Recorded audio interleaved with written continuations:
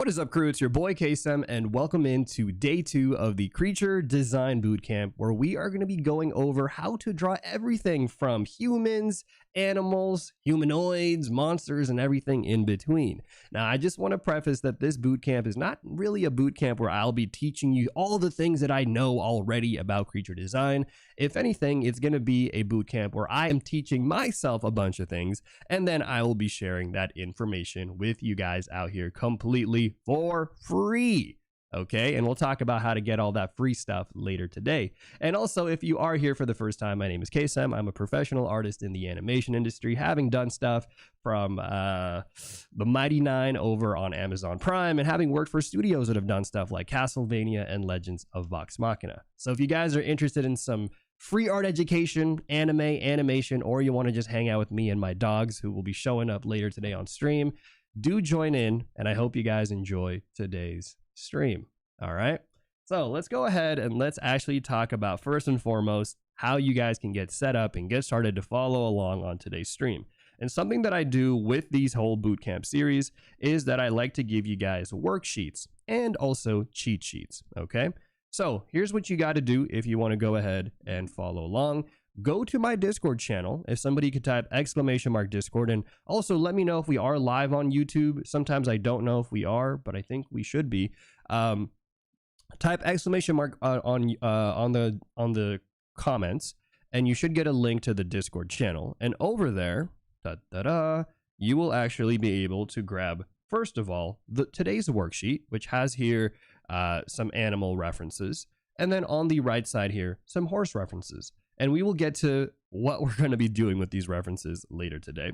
And then on top of that, there is a new sheet that I've made for you guys, a new cheat sheet out here for day 2, which is going to cover a lot of hefty notes that I've taken over the last week on some of the things that I've studied that we're going to cover today.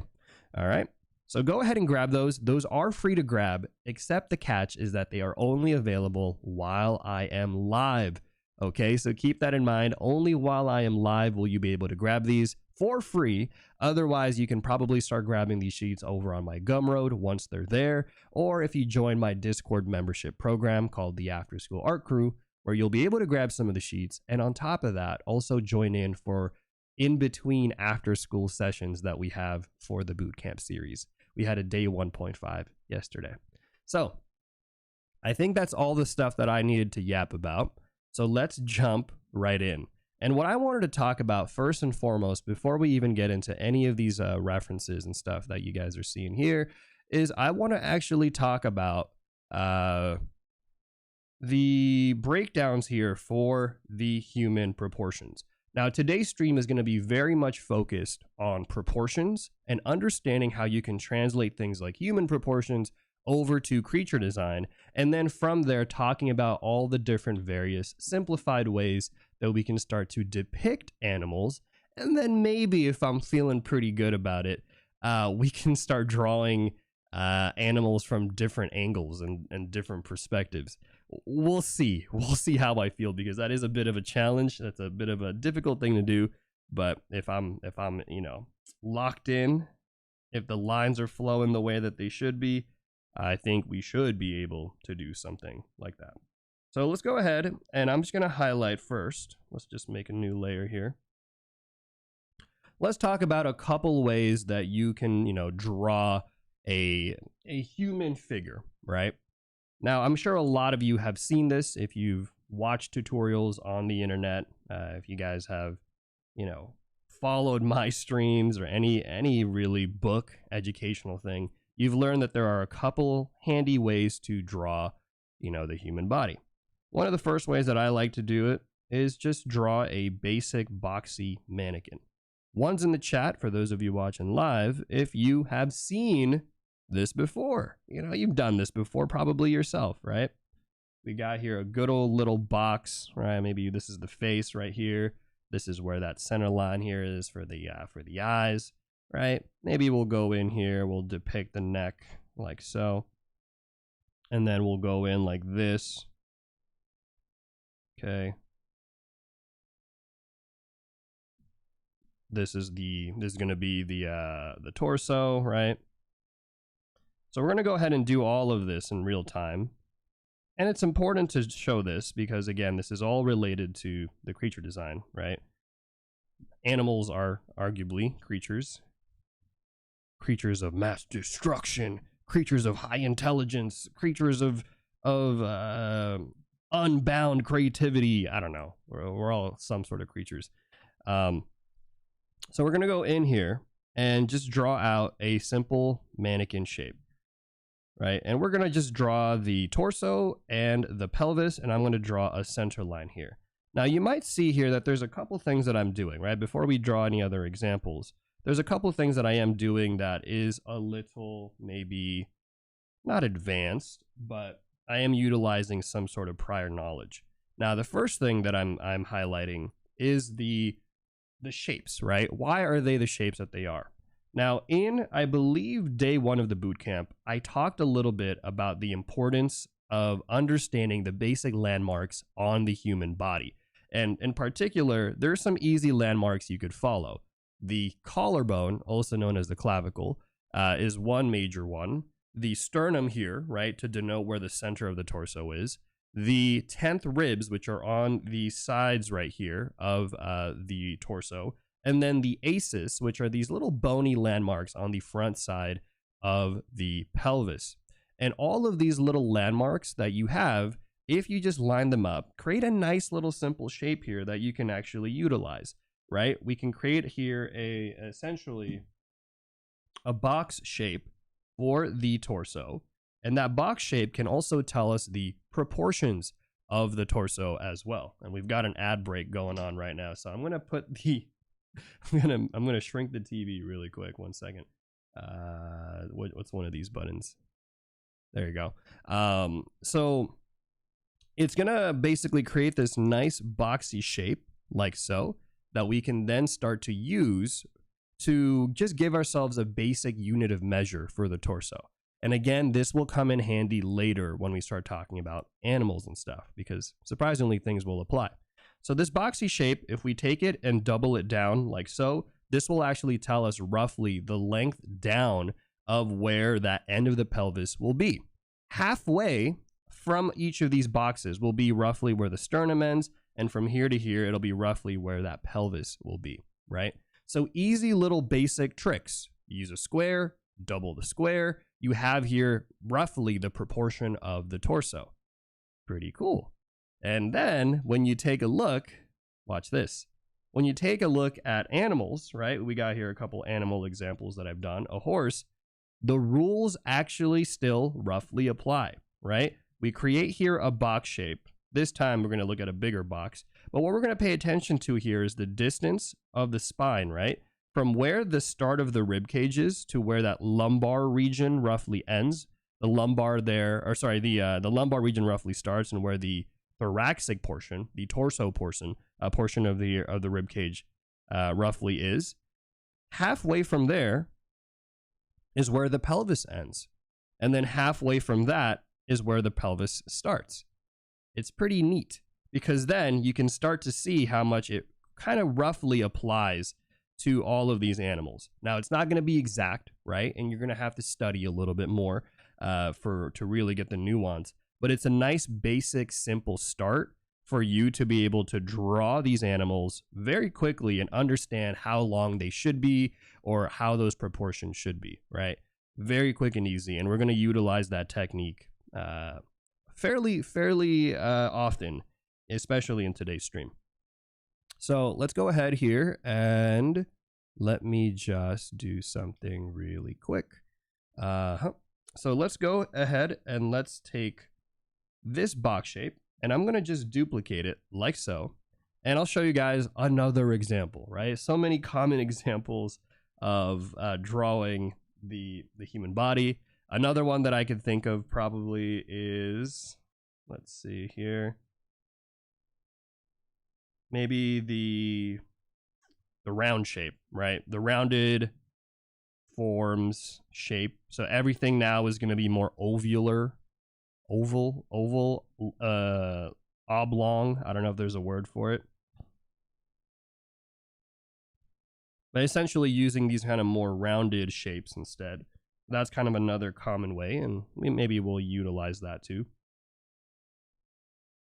And with this one, I mean, the main kind of change realistically is that we are probably going to represent these things rounder. And these things are a little bit, I would say, maybe more symbolic of what the actual skeletal structure is. Circular is a great word for it, yeah. A little bit more circular, I would say. So we're going to go in here like this, right? This is going to be a representation of that rib cage. And then for the pelvis here, we're going to go for a much more like bowly shape, like so. Nice. Now again, I will say a lot of you probably have seen this. It's a pretty common thing that you'll learn in drawing humans, right? And I'll throw in one more for the sake of just continuity and also just really landing home this concept. Another one that you might have seen is the bean one, right? I'm sure if anyone here has watched Proco or has heard of that YouTube channel, they are big fans of La Bean. So even the bean structure, which is really, again, just a combination of these two shapes in roughly a bean ball format, that is also its own thing as well too. And we can probably name 10, 30 more of these type of different type of things. So we have this. Different ways to depict the human body, but not limited to. So now what we're going to do is we're going to take these concepts. We're going to keep these concepts in mind, but now we're going to actually look at this bison creature. Because as you guys can see, this bison creature, he's got a lot of meat, right?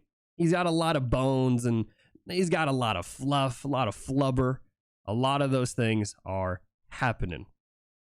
But what we're going to do, okay, is we're going to figure out how to actually look for the structure, the underlying structure of this bison using some of those basic principles we already talked about for the human and also from day one of the bootcamp. And then from there, we're going to break it down and make them simplified even more. You get what I'm saying? Also, thank you for the follows on the Twitch streams, Falcon40 Twitch, and also Dante Tries His Best. If you guys are following in, you guys are joining in for the first time, I want to just let you guys know that the Discord channel has free resources. It has the worksheet that you guys are following along with today, and also the cheat sheet here, which will cover so much information on proportions, range of motion, different relative proportions on animals, and even how muscles work. All of these things are free to grab on my Discord channel, but only when I'm live. And also on the corner there, if you guys see in the corner of my stream, there is a drop a bootcamp resource. If we do hit 10 subs today on the stream, we will drop additional resources, and that does not cap. So we can just keep dropping resources and resources on here. So if you guys want free stuff, just join the live streams. That's the best place to do it. And also you get to ask questions. You get to, you know, interact with everybody else who's doing it. It's a good time. It's a fun time. But okay, let's talk about this one. Now I'm going to lower the opacity just a little bit, and let's actually dive right in. And if you've never done this before, that's okay, right? We did do these in day one. I showed you guys a couple tricks, but I'm going to show you guys a few more little handy dandy tricks that we can start to utilize here. So the first thing I like to do is I like to find the eyes, right? And here we've got this cute little bison eye. Guy looks very cute. I'm just going to go ahead there and I'm going to place a little eye shape there. Next, what I'm going to do is I'm just going to find there roughly where I think that head's going to be. And again, this exercise is not meant to be something that you have to do perfectly, right? Keep that in mind. This is more just for you to start to observe some things. But here I'm going to look at where this ear is, and I'm going to try to find there roughly where that jaw could possibly be. It might be a little bit bigger. So I'm going to go in like this. Maybe bring in the mouth.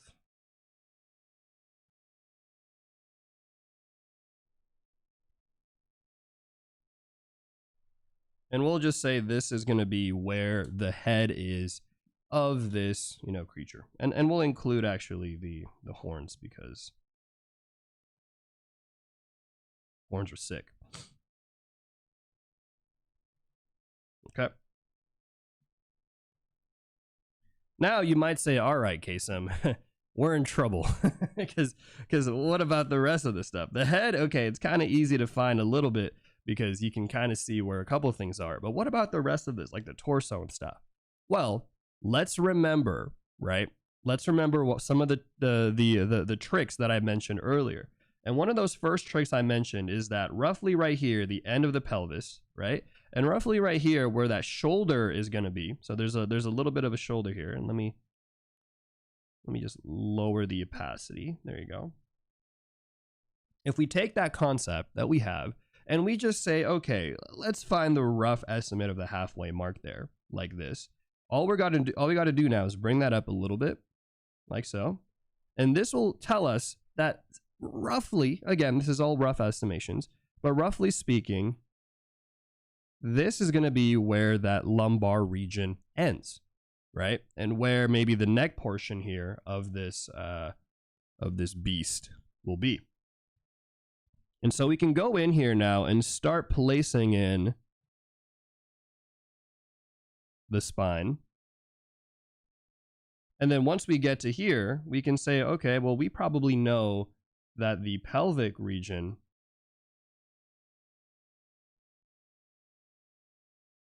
is probably around here, right? Because it's roughly about a fourth of the distance. So do you guys start to see here what I'm talking about when I'm mentioning using relative proportions and why they can be so powerful? It really starts to teach you how to see information without actually having to have X-ray vision, right? This is why it's valuable to learn anatomy, not necessarily to remember all the bones and all the structures, but it allows you to observe things in the natural world through a system of which you can then interpret and then retranslate into your own illustrations and your own drawings. And again, we're going to talk about how you can utilize this even further, right? This principle, such that we can even start to draw some of these things from imagination or whatever have you. But we're going to go in and we have here, I would say, yeah, the structure of the spine. We have here the structure of the rib cage right here. Pretty hefty rib cage. It might even be a little bit smaller than this. So I might be a little generous with this guy. But he's a cool guy. I think bison are cool. So we might push it in a little bit, right? Just to give it a bit more room there. And then up here, you might be wondering, well, Kasem, well, hold on, what the hell is all this, right? I might have missed a couple things out here, because if you're like, if this right here is the rib cage, then what the heck is all this fluff up here? Well, guys, let me tell you, this actually up here is like this like mohawk structure. Essentially, bison have these ridges over here that create this fluffy part of their back. It's kind of cool. So a lot of animals, they're going to have much more protruding vertebrae. And so they'll have some of these things. And for bison, they're going to have like these essentially big mohawk looking things. But I like to just simplify it, just go it in here and go boop, boop, boop, boop, boop. Simplify it. And this vertebrae structure kind of goes all the way down until it starts to taper to the backside right there. Right. But let me know if you guys are following so far. 1's in the chat if you guys are following. 2's in the chat if you guys are a little lost. Somebody asked in the Twitch chat if that's bone or cartilage. That is bone. That is part of the vertebrae of the spine.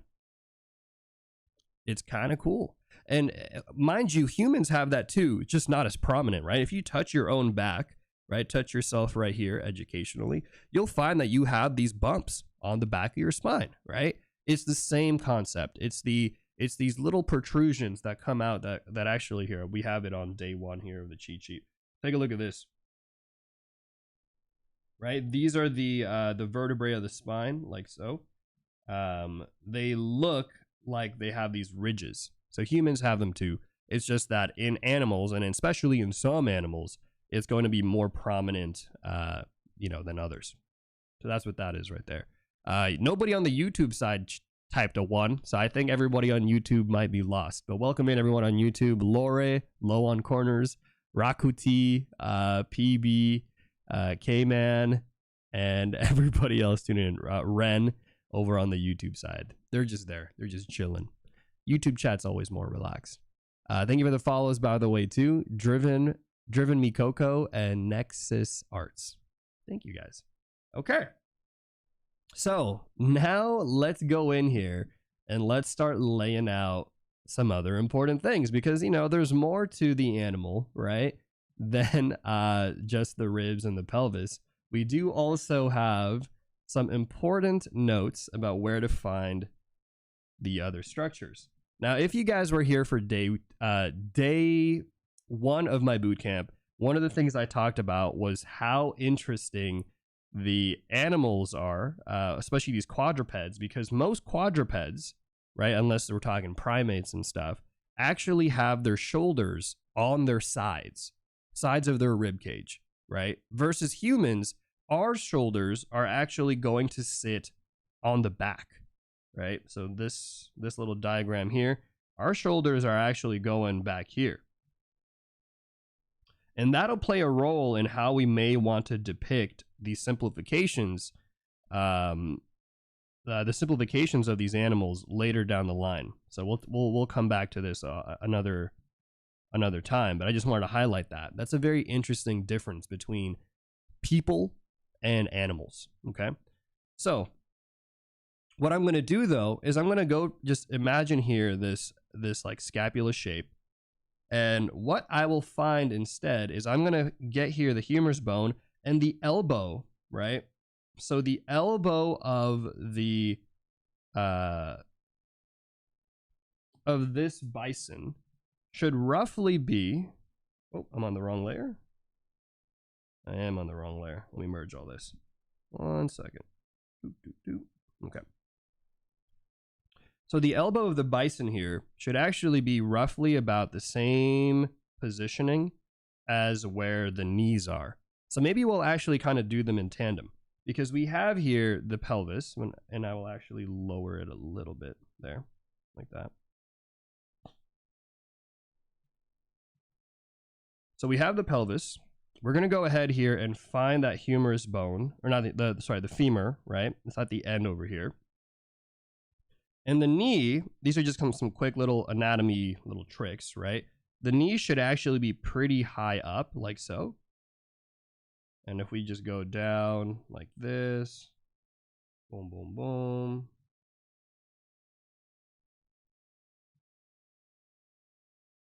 This is going to be where that knee is. Knee, yum. And then again, going on the other end, this also tells us roughly where the elbow should be. So this right here actually might be a little too high, or sorry, a little too low. So I'm going to go ahead and move this one up like so, and I'm going to bring this back. Now again, we'll talk about some simplifications, so just bear with me for now when we're following along here, because I know this is maybe a lot of info, especially if you're jumping in. If you're jumping into day 2 having missed day 1, right? And then we're going to go in and we're going to actually just add in their forearms, right? Because this right here, this little shape that I actually just drew, that's actually, guys, that's their upper arm. And this right here is actually their forearm, right? Their forearm, which is a fused bone structure of a combination, essentially, of the radius and the ulna. And then here are their fingers. So you could actually imagine, it's kind of wild, but hooved animals are just walking on their toenails. It's kind of freaky. Bison are different than horses, where bison will walk on two like separated like hooves. They're not separated, but they're like 2 segmented hooves, whereas horses will walk on one. And so technically a horse is actually walking on its middle finger. Wild if you think about it.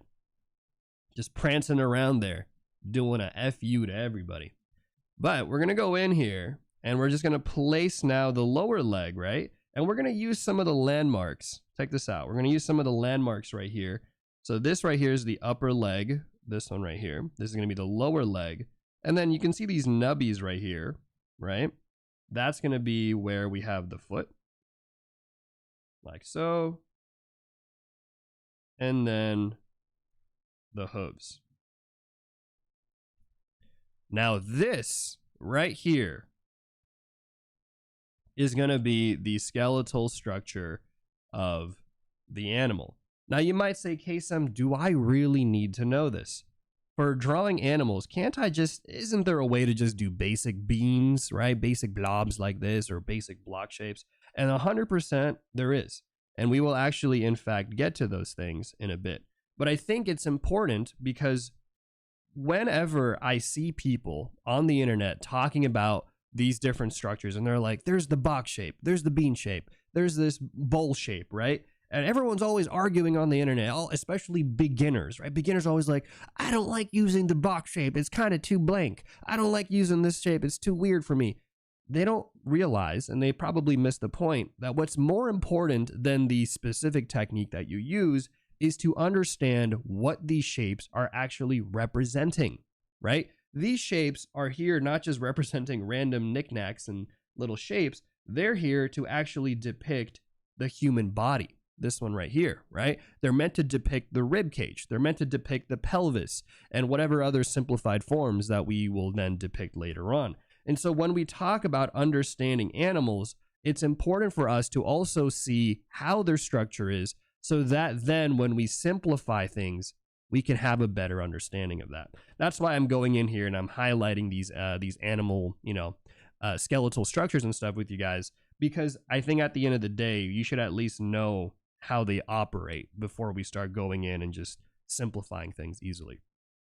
I do think this is a good exercise. So for those of you who are following along on this bootcamp series, and if you really want to push yourselves, right, you really want to level up along with me and follow along with me, a good homework exercise, funny enough, is just to do this. Grab a reference image, any reference image of an animal, try to find their structure, and then later go look up an actual image, right? Look up the skeletal structure of a bison, for example, and check it. See how it looks. See if your understanding is actually lining up with the reality. And you can do this technique not just with creature design, but you can do this with a lot of other ways to study. It's part of what I like to do actually from a studying perspective. So let's go in here and let's now jump right in, and let me color this actually. Let's go ahead and highlight this one. I like to have a little bit of color. Could you summarize this in under a minute? It's okay. I'll probably do all of these clips and stuff on my own time.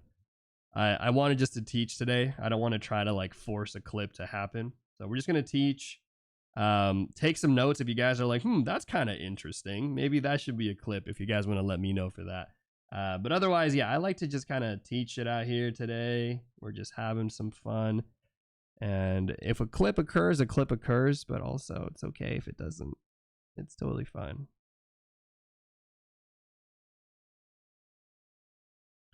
But yeah, how are you guys feeling? Are you guys doing all right? You guys are learning, hopefully. Nothing too crazy. As you guys know, whenever I do these things, whenever I teach, I do like to jump into the deep end of stuff. I like to give a lot of information. But it's I think for me personally, the reason why I do this is that I find that you just don't get a lot of these things on the internet, right? Especially for free. On YouTube, no one's really out here sitting down for 2-3 hours giving out educational stuff like this for free. A lot of it is mostly because it just doesn't do well on the platform, It's a lot of the easy stuff. So I want to come in here. If I'm going to spend my time, and if you're going to spend your time clicking on this video to watch this video, I want you to know that you're going to get information that at least is not common info, right? I want you guys to get some juice, some good knowledge out here. But that will also mean that, yeah, you'll probably need some brain cells. to hang around here, you know, be a little slightly activated. Yeah. Let's see. So with that being said, though, we have here this cool simple structure, right? We've drawn it out, and you know what? Let me actually, let's go in here and let's be nice, and let's color these boxes as well too. Let's color these boxes. Somebody said, you say that, but if this was a 2-hour video on an obscure video game, people are going to be watching it. Yeah, that's true. You know, it really depends. This is not to discredit long videos, right? I just think it's, what I'm saying more is the average, especially in the art space of which I am a part of, right? The average video usually is going to be about 10 minutes long. But that's okay, because that is not what I'm trying to do.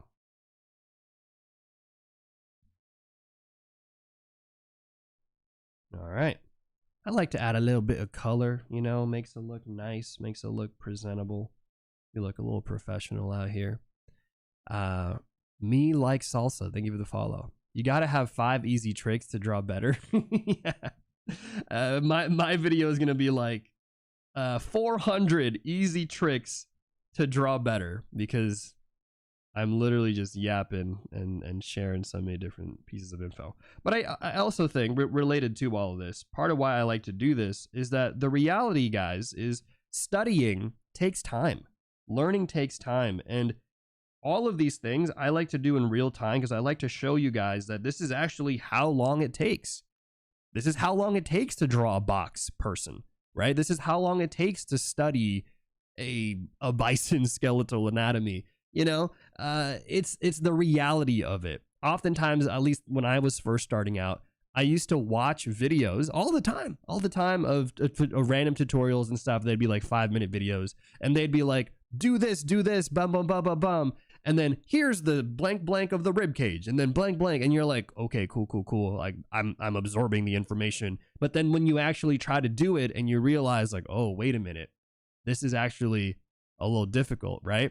F's in the chat if you know what I'm talking about. F's in the chat if you've ever watched a tutorial video thinking that you knew what was going on because you were just watching. You're like, oh, yeah, I got it. I got all this info. And then the moment you actually tried to do it, you got wrecked.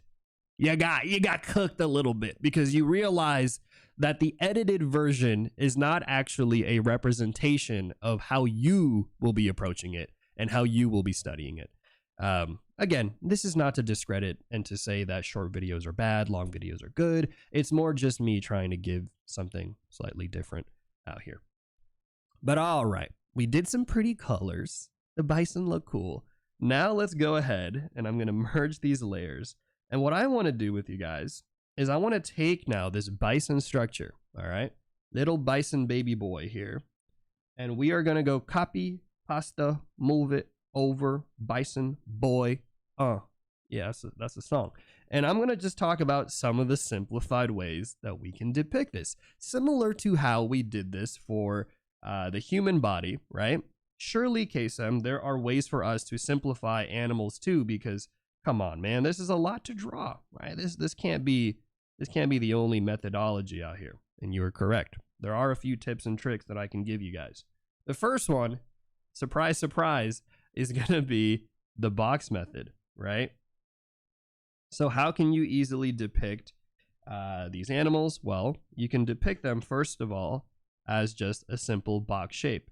Now, what I like to do that's going to be a little bit different from, let's just say, a human, is I will separate the head into 2 components. You have here first the major portion there of the cranium, and then you have the protruding portion there of the maxilla and the mandible, right? So essentially the jaw and the snout there and the nasal bone of the animal, they do protrude. This guy looks like a bear now. But this is what I'm going to do, a simple little basic structure, and then we're going to do... running a 180-second ad break shortly. Thanks for supporting the stream. And then I guess we're going to do an ad break in a bit. And then we could answer any questions that you guys have. So usually I put ad breaks in between because, one, it helps me monetarily, and it supports the streams, but also it allows me some time to have a little bit of breathing room, answer any questions I might have missed, and also say hi to anybody who is tuning in for the first time. I will be editing these out on the final YouTube video, so don't worry. You don't have to sit through that when we actually watch the video. It's more for those of you who join in live and want to just hang out in the live streams and get those free resources, which I will yap about during the break. But okay, we're going to go in here, right? And we're going to just depict, look at this, easy, right? You guys are kind of understand the process here, right? We're going to depict a box, a box, and this is a box of none other than the torso, right? And the pelvis is going to be a little different though, because as you guys saw, this is how we depicted the pelvis for the human. And look at the relationship, right? The size of the pelvis is roughly half the size of the torso in this version, but here it will be a little different. But I still like to use a tilted shape like so, and we're going to use just a simple box shape like this. And obviously what connects all of these together is going to be a spine. So the spine is going to be important. I'm going to go in and just go whoop, whoop, like so. Like that. And then we're going to just do a curve here. And if you guys remember from the first bootcamp day 1, I did talk about the differences between human spines and not human spines, I guess. Human spines versus animal spines. All right. But we're in an ad break right now, so let me just read some of the comments. Let me answer some questions. Let me say hi to some people who followed. Let's continue. Thank you guys again for sticking around for the ads. And really quick, related to that, I just want to remind you guys that while I am live, if you guys go to my Discord channel, you guys will not only be able to grab today's worksheet, which is this one right here, right? Today's worksheet, and follow along. You guys can also grab today's cheat sheet, okay? Today's cheat sheet, which is packed full of information that I think will be beneficial to you, whether you're trying to draw humans or animals. If you guys type !Discord in the chat, you guys will be able to get a link to that to join. It's free to grab, but the only caveat, guys, is it's only available while I'm live. And I guarantee you, every single stream, somebody comes in and says, hey, I tried to grab the resources, but they're not there. And then someone in my Discord will say, he only gives them for free while he's live. So yeah, why do I do that, you might ask? Well, it's because I like to reward you guys for those of you who come out here and support me while I'm live. I want to thank you guys for doing that. But okay, this right here, as I've shown, is a basic depiction now, right? A boxy depiction of drawing this animal. But we can do another version, right? And maybe we should. So let's go ahead and do now the egg version of this. So the egg version of this, as you probably can imagine, will just look similar to what we've done for the human version. Major differences is that we're going to be going for more organic shapes, like so. Right? And I would say the egg version is a pretty good version. The only thing is I do think it requires you, it's a little bit more advanced personally.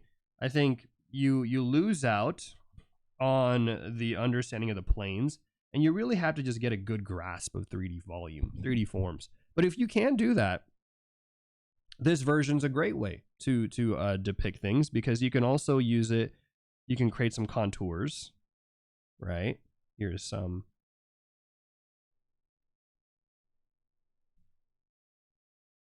contours here of the ribs, and then here we can do this one. We could do like a bowl shape if you really want to, right? This is where maybe things are a little bit different, but if you want to depict a little bit of a booty for your little bison, you could totally do that. Little bison booty.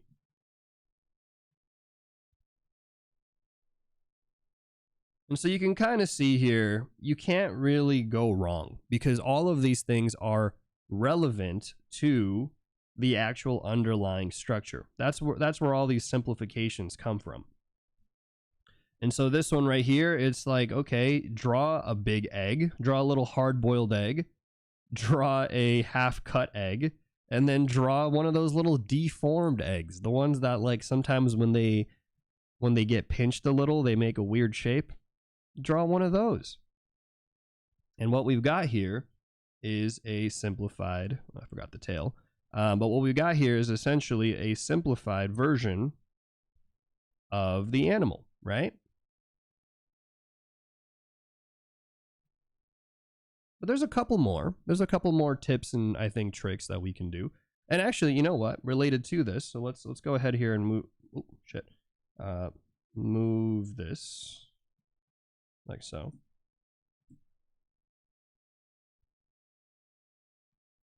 For these simplified versions that we have, the real magic, right? The real power in using these simplified versions is that it allows us to then recreate these simplified versions from another perspective much more easily than trying to understand the skeletal anatomy, because that can sometimes be hard.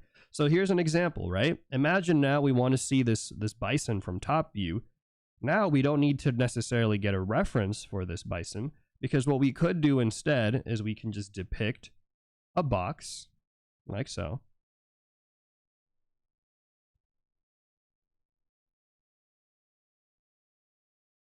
Okay, there's a box, right? Then from that box, maybe a little wide or a little long. Let me just shrink it down a little.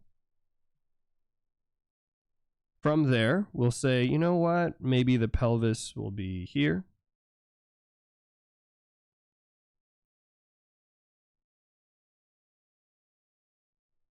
Right?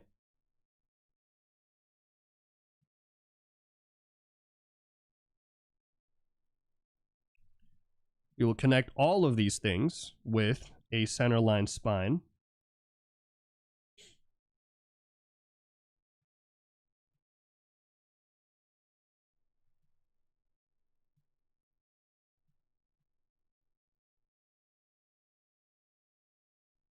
Like so.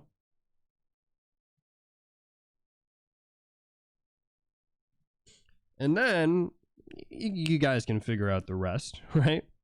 We go in here and we can then easily now depict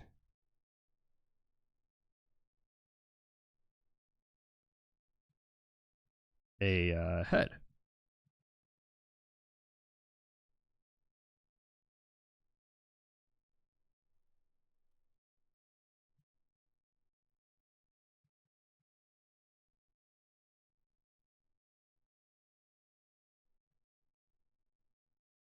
And there you go. So you, again, this is not going to be exact, right? And you have to probably practice it and learn a couple things and test it out a couple times and change things. But it's more to just show you the benefit of using these basic shapes. It's not there necessarily to be, I think, a replacement for understanding the human anatomy, but it's more of a simplification, right? A simplification and a distilling of this information that we have here. Hopefully that makes sense. So let's go ahead and put this one on the side now. Whee! And you know what? Let's do a bowl version too, because we did do the bowl example. So I might as well do a bowl version of this as well. How's it going, John, Ellen, and Aaron over on the YouTube side? KSM, humans are animals. Yes, and indeed, we've included humans in this bootcamp as well. As you guys can see, we do have, we do include humans in this category. We do not neglect our fellow humans in this bootcamp series, but they are not the primary focus. They are only one of many animals that we shall be covering in this stream, in this whole series, matter of fact.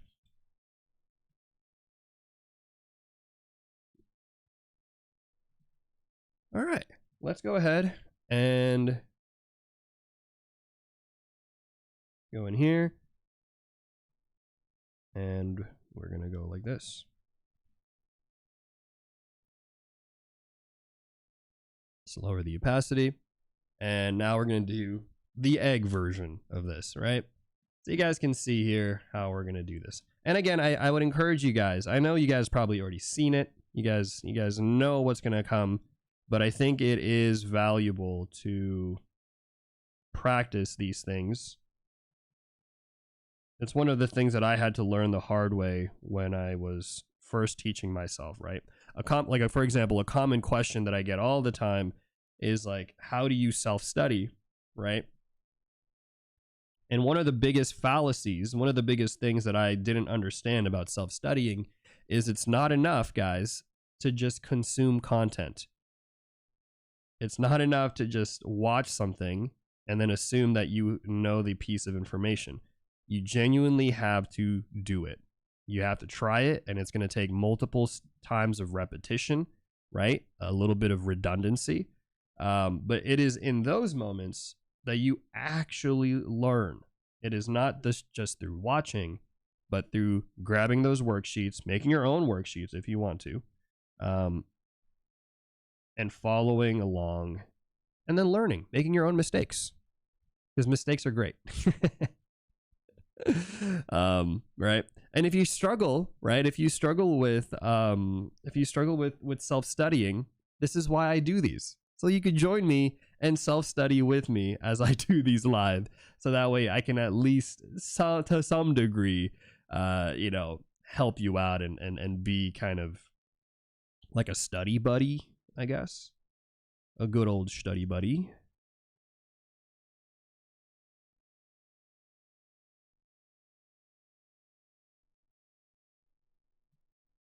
But okay.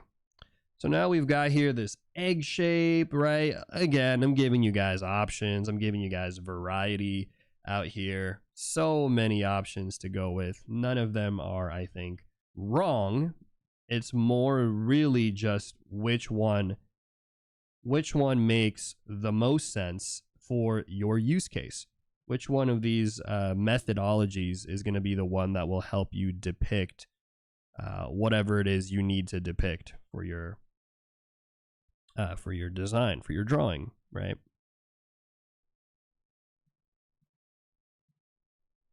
And then here we'll just draw a little egg shape.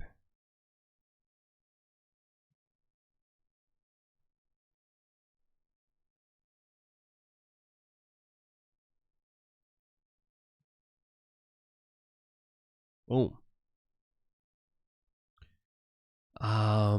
Hey, thanks for the follows, Rigiles and Buggies. Thank you. We use the simplification of anatomy via simple forms a lot in 2D animation too. 100%. Yes. And actually, if anything, that's probably where I get a lot of it from. For those of you guys who might be new here and stuff.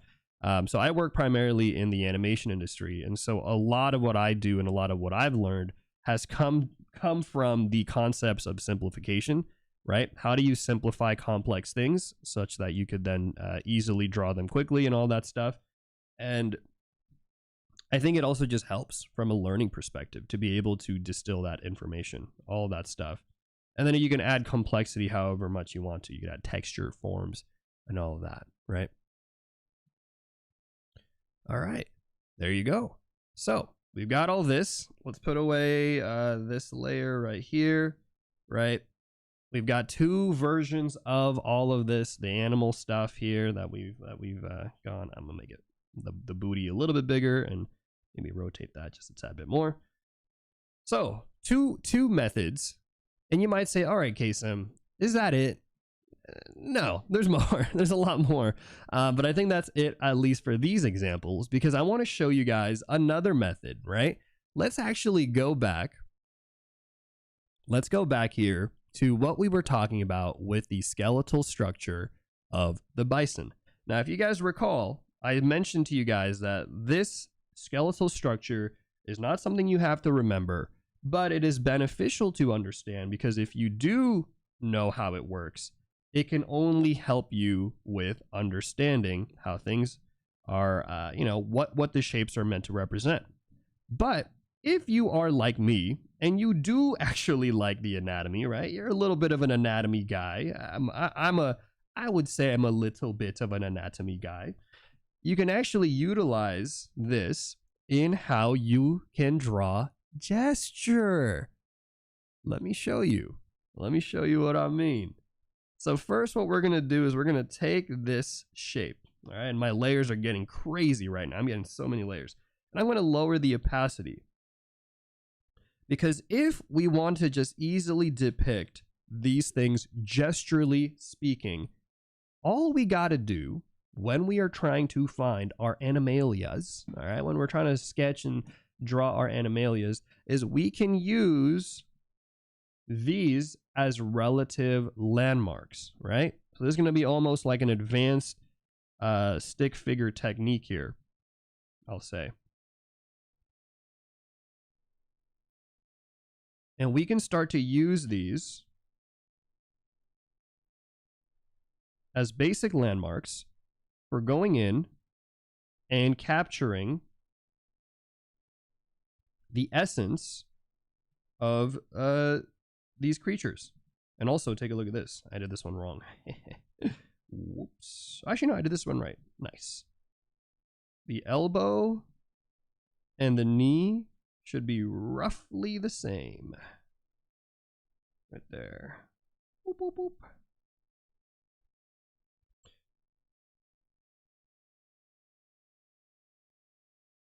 So now what we're doing is we're emphasizing gesture, right? Gesture. And for those of you wondering how you can keep track of these things, I like to, for example, just line up the elbow with the knees, right? They should be roughly around the same length, right? Again, using the point here of the shoulder down to the back there of the pelvis, which we should mark as its own thing. Matter of fact, we should do that. I'll do that like that. That is going to be about the easy depiction there, the halfway mark of where that lumbar region starts for the spine, right? Fancy, cool techniques here, little shorthands, right? So the start here of the shoulder, the back of the pelvis, halfway mark is where the lumbar starts, where the thoracic portion of the spine ends. And then to simplify all of this, obviously we have here, these shapes, which I'll wrap around. And then we just draw the spine. And for this one, I'll draw the contour of the spine because it's easy. And then we have the tail. All right. And now you might say, all right, buddy. All right, KSM. Is this legit, man? Is this legit? Is this actually a legit method? And I will show you guys. Let's get into it. All right. Let me just soften some of these little guidelines here that I've drawn. I don't want to confuse you guys at all. 1 second. Got a little Discord ping. Let me do a quick ad break. All right. I'll take a quick ad break before we jump into the next example where we can utilize this fancy schmancy, really cool technique. And what I will do is we're gonna try it on these references here. Yes. But before then, we're gonna run a quick ad break, and then I'm also gonna bring my dog in so that way you guys can hang out with my boy Appa, who is actually based off of the sky bison in Avatar, Appa. So he kind of accurately represents. So I'll be right back, guys. Let's go run the quick ad, and I will see you in a bitty.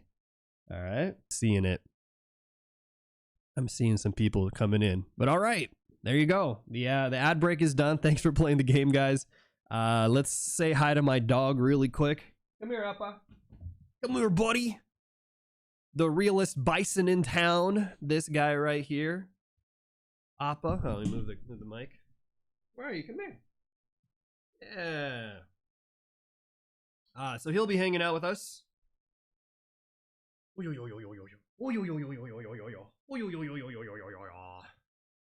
right, buddy, go back to your bed. There you go. So he's there. Yeah, he's an Akita. He weighs like 95 pounds. Guy's all muscle, all chonk, all bison, all dog bison. Yeah, but yes, he'll be here with us. Usually he's here at the start of the streams.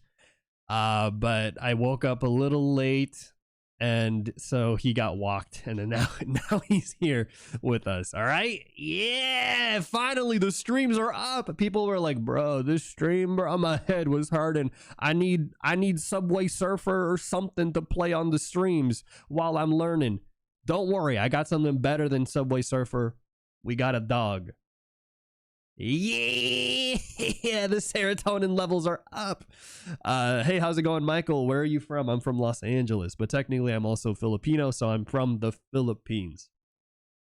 Anyways, guys, we're gonna edit a bunch of this out, so don't worry. On the YouTube video, you guys won't even know that happened. You'll just randomly see a dog appear on the screen. But let's continue now, and let's talk about how we can utilize this gestural shape, right? Because we have here these mannequin shapes, which are great, but surely there's other methods too. So here's what's really cool about utilizing this gestural technique that I've just highlighted for you guys. Because if we take this, and now let's take a look at this example, right? Let's go ahead here. Let's find the simple shape there for the, for the head, right? Maybe we'll go in here and just depict the snout really quick. Right, using simple basic volumes. We're going to use a line there. Then take a look at this. This is where things get kind of cool. We're going to go in here, and maybe I'm going to use this line to just help me capture where I want that rib cage to be. And then because I now know where that because I know where that rib cage is going to be over here, I'm going to go in. And now we can say, well, we know a few things about skeletal anatomy, right? Check this out. We know a couple things. So we know that roughly, if this right here, if we go to this back leg, if this right here is going to be where the knee is of this creature, probably means that the elbow is going to be somewhere around here. So we can kind of reverse engineer. We can say, all right, cool. This is going to be the humerus bone right there, which means this right here, big old chunker. All right, let's add the horns, I guess. The big old chonkers right here are going to be the shoulder, right? So we'll do shoulder there, upper arm. Then that means everything else we know. Boom, boom, here, right? Forearm there, toes, hooves. Then we can go on this side over here, right? We can say, all right, well, hold on. That's probably going to be boom, here, boom, boom, boom, boom. Then we can go on the back side right here, right? We draw down that pelvis shape. Then we just go boom, boom, boom, boom, boom, right? Maybe here we'll depict a little belly flop right there. Let me go like this. And this one, so a bit of tuft. So maybe we can kind of depict it more like this. Boom. Here's that foot joint, right? The one that's over here. This one right here. And we just go straight down. And you can start to see how you can utilize these basic gestural shapes, right? Very simple, very nice to utilize these shapes. Because now even if you don't see them in the animal, we have trained ourselves to know where and how they should exist in this world. And that is, I think, the true power of understanding the gesture, is that it, again, gives us almost like X-ray vision, right? This X-ray vision ability. And then maybe right here, I'll go in and, we'll depict this fluffy region right here, which again, as I mentioned, is actually part of the spine. So we'll find a center line there for the spine. We can depict that as a shape, right? Maybe add some contours if you want to add some contours. But now we're getting these easier depictions of these animals. So let me lower the opacity. And now we could apply it. Let's go to something like this bigger boy right here, right? Bigger jumping bison over here. We'll start again, simple. Head shape.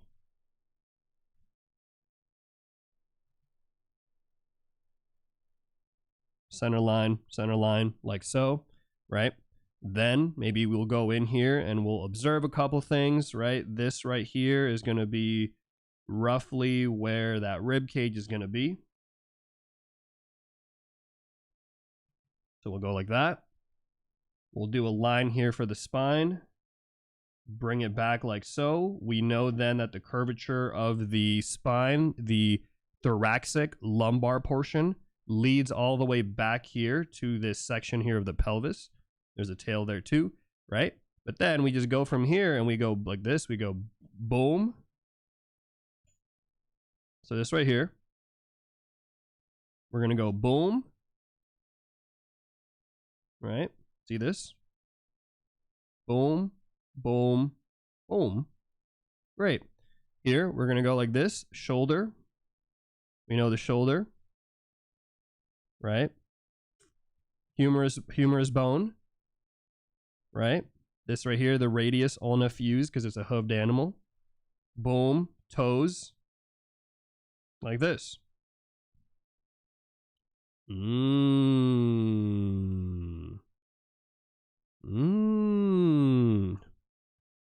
see that? Okay. Also, we've got here someone on the YouTube side who is spamming, "My man, please come to the Discord VC when you're free." Buddy, don't spam. Don't spam. You're gonna get timed out. Okay. We're gonna time you out on the YouTube side. Chill out. Chill out. It's too much. All right. People really asking me when I'm teaching to hundreds of people to just randomly join them on a VC call as if we know who they are, chat. Some people have no internet etiquette. It's crazy out here. Anyways, we're going to continue.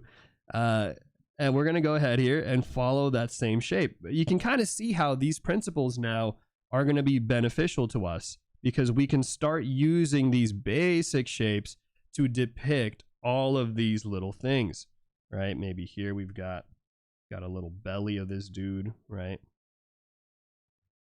Like so.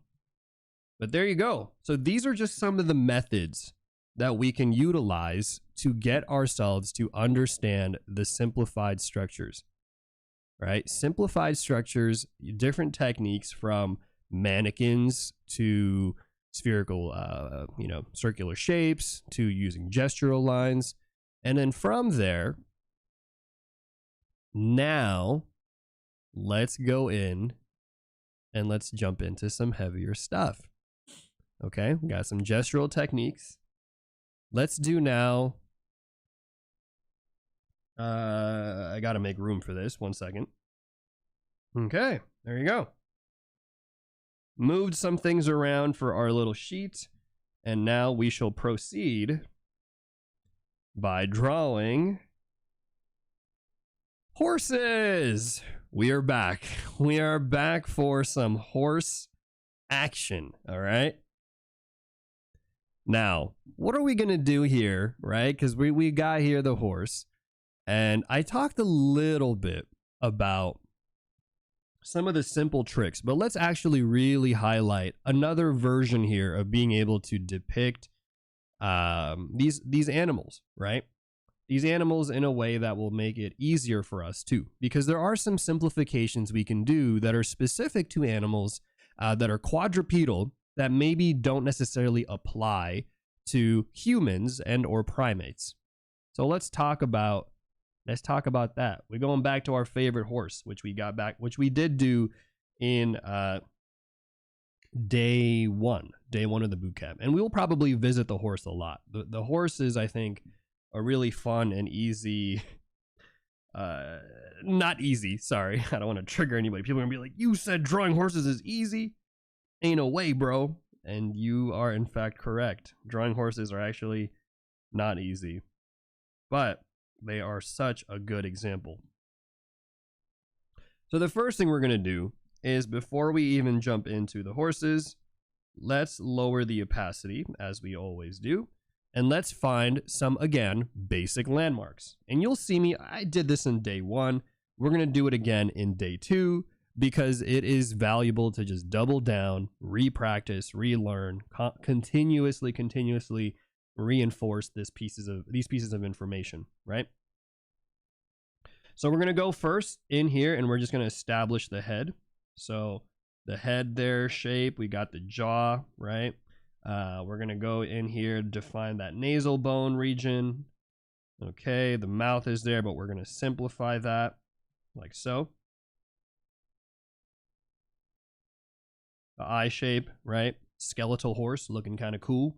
Then we'll get into the spine. There's a couple things that we'll talk about when we get to the specifics of drawing heads and necks. So don't worry, we will have a dedicated day for that one, just for that, matter of fact.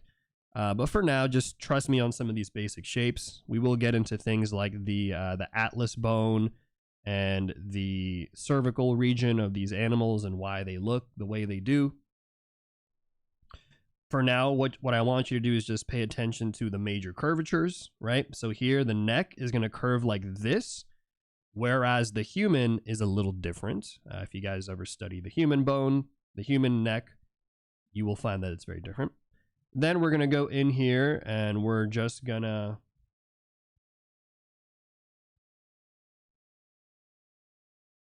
go like that. And just like people were saying they were spooked earlier, but just like the bison, again, this is common, guys. Having these ridges on the back right here is common for animals to have. Matter of fact, humans have this as well. It is merely just part of the spine. Oh, we've got this, okay? This is all part of it.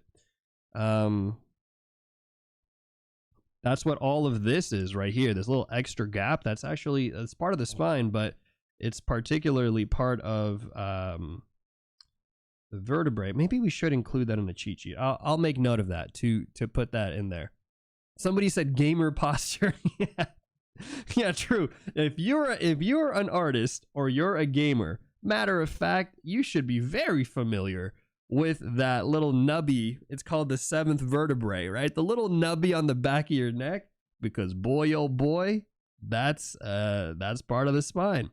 That's what this whole thing is right here. That's what this little section is. It's the bumpy regions, the shrimp posture, indeed. Then we're going to go in, right, and we're going to simplify the horse. But remember, there's a few tricks that we can use to triangulate where the ribs are going to be. So first, we're going to find the end of the pelvis. We're going to find here where roughly the shoulder is going to start. Go like this, find the halfway mark. This will roughly denote for us where that lumbar region is going to start. Easy peasy. We love using relative information. Then we're going to depict like that the rib cage. Then right here, we're going to take from here to here, the halfway mark of that.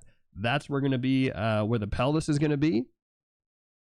And I'm telling you, look at this, man. It's like we're dissecting this horse without having to actually know what's happening in the horse, right? Then we're going to do a couple tricks. So this is the part that I wanted to highlight again, right? I've highlighted this a couple times. I've mentioned this a couple times with the what's it called, with some of the other structures here with like the bison and stuff, but I'm going to highlight it here for the sake of just really defining it and having it locked in. So there's a couple things when we're looking at, for example, horses, right? You want to pay attention to some little caveats. So for example, the point here of the buttocks right here, which is roughly where this pelvic region ends, this one right here should be right about. This is a little high, actually. Matter of fact,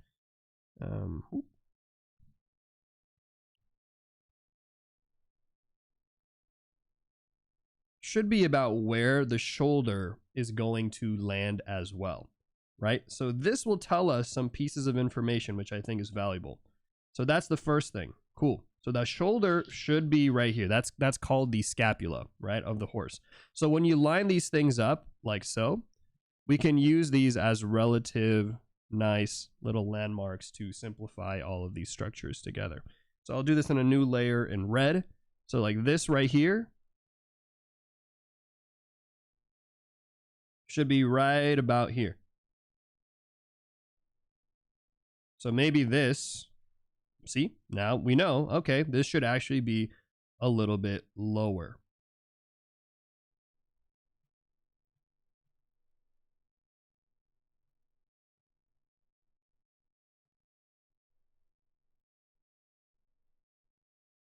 All right.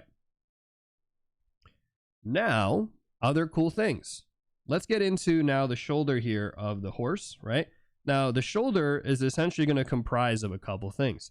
It's going to comprise first and foremost of the humerus bone, which is going to sit right here. You can actually see the nub of it on the horse. Then from there, we're going to have the elbow. This is the elbow of the horse, right? It's crazy. All right. This right here, this is the elbow of the horse, guys. The thing that I'm drawing right now. I was baffled the first time I learned this. I am still baffled to this day. But this right here is the forearm of the horse. This is the upper arm of the horse. It kind of tucks back a little bit. But anyways, we'll go in here. We're going to add this region like so. This is essentially like, think of this now as the palm of the hand of the horse, right? And then this is like the fingers, and then this is like the nail of the horse. And fun fact, the horse actually walks on its middle finger.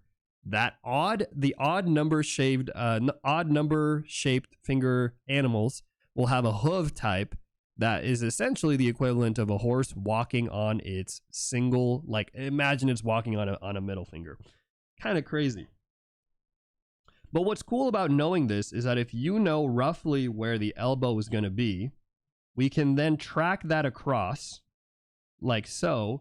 And now we also now know where the knee of the horse will be, right? This is again the power of understanding relative proportions. Because now I can go in here and I can say, perfect, this is the humerus bone. It's going to be right here. That's how I know where it is. And the cool thing is that the humerus bone is going to be, sorry, not humerus bone, the femur, I should say. The femur should be here, and the femur going down to that tibia and ulna fusion should be roughly the same. Roughly the same length. And matter of fact, look at this. Boom. Then all we're doing now, as you guys can see, is just fill in the blanks of knowledge. So now we have the foot, right? This is the base of the foot. This is going to be the fingies right here. And then we got the hooves, which are actually in the sand. It's hard to see on the picture because I lowered the opacity. But these are, again, simple, easy, basic landmarks. It's kind of cool. It's kind of cool because once you get it, once you see it, then you can use it every time, right? So here, I'm just going to note it. Elbows. Let me write this in here.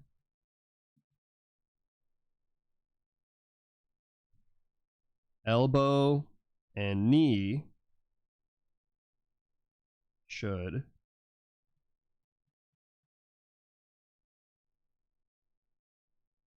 roughly line up. Ooh, this is the knee. This is the elbow.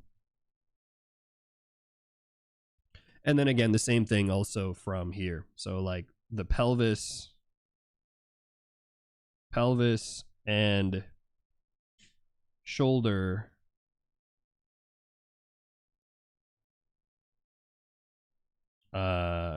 should roughly line up as well.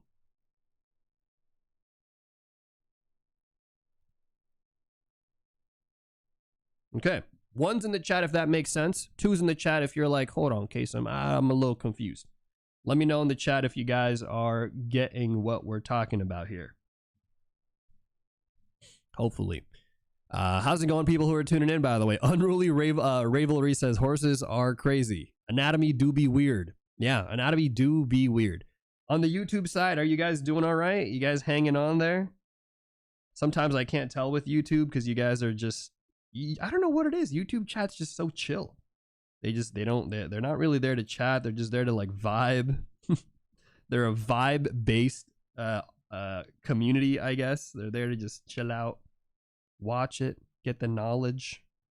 Either that or they're actually just behind. They might just straight up be like a minute behind from everybody else. In which case, whoops, I guess. Hey, thanks for the follow, Shinjia. Hopefully I'm saying it right.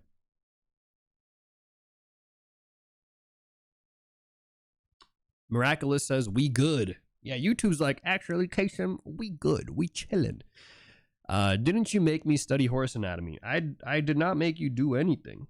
I think I remember you decided to draw a horse. I looked at it, and at the time, I did not know horse anatomy. Now I do, but at the time I looked at it and I said, this looks like you might need to do a little bit more research. Thankfully, now, if you had sent me that drawing, I probably would grill it even more. I'd be like, oh, actually, wait a minute. Wait a minute. Now, again, I want to say all this. Somebody actually mentioned this about biology, but we are artists, right? If you're watching this stream, chances are you're primarily an artist. Maybe you know a little bit of biology, but we're learning all of these things not specifically so that we can be veterinarians. I'm teaching you guys these things so that we can understand them from an artistic perspective, right? Having enough information as to why something works or how something looks the way it does so that then we can depict them or even alter them in a way that still makes sense and still feels believable.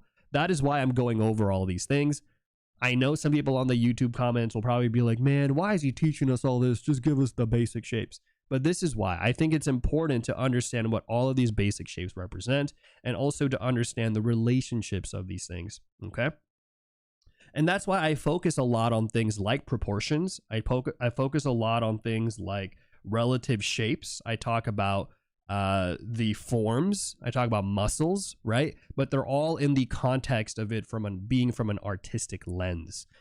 So I just want to explain that to you guys. That's why I teach these things. Not because I'm like trying to make you guys all future doctors or medical artists, which is actually, fun fact, a profession. There is a profession out there where people need medically specific, medically accurate illustrations for books and whatever have you. And so they'll hire artists who are very well trained in that specific field who can do that. So, just throwing it out there. If you guys really like what you're seeing and you're like, man, I really like anatomy, KSM, there's a field for that. All right. Okay. Let's go in now, though. So we've talked about all these basic things, right? Simple little cool things. But now let's talk about ways that we can actually simplify these things, because there are a few tricks, right? A few little simplifications that we could do to break the horse down. And I don't mean that in a very aggressive, domesticating the horse kind of way. I just mean that from an artistic perspective. Let me find the right reference, though. There's so many. Oh my gosh, there's so many images going on here on this screen. I have like 30 layers right now. Jesus. This layer here. So let's talk now a little bit about the horse and how we can maybe simplify animals even further, right? Is there something that we can uniquely make that is special to the horse? And in fact, there is. There is a very special thing we can do. So what I'm going to do is I'm going to take this layer one more time. And now what we're going to do is let's actually break it down even more simpler than what we have here. First, if we take a look at the structure of the horse, and let me do it I'll do it in blue, I guess, still. We're going to start off with the basic things, right? Well, let's just say we have the horse shape, and just like with the mannequin shape, we're going to go in here and just create a box shape for the horse. Simple, right? From there, we're going to have here, let's just even simplify it further, right? Let's not overcomplicate the science here of a horse. Let's make that here a shape, right? And now, this is where things get interesting. Because if you guys remember, at the beginning of this stream, I talked about a major difference related to the shoulders of animals and how they differ between different types of mammals. One being humans, and then the other, let's just say, quadrupeds. What is that difference, you might ask? You guys can try to type it in the chat. I will tell you guys now.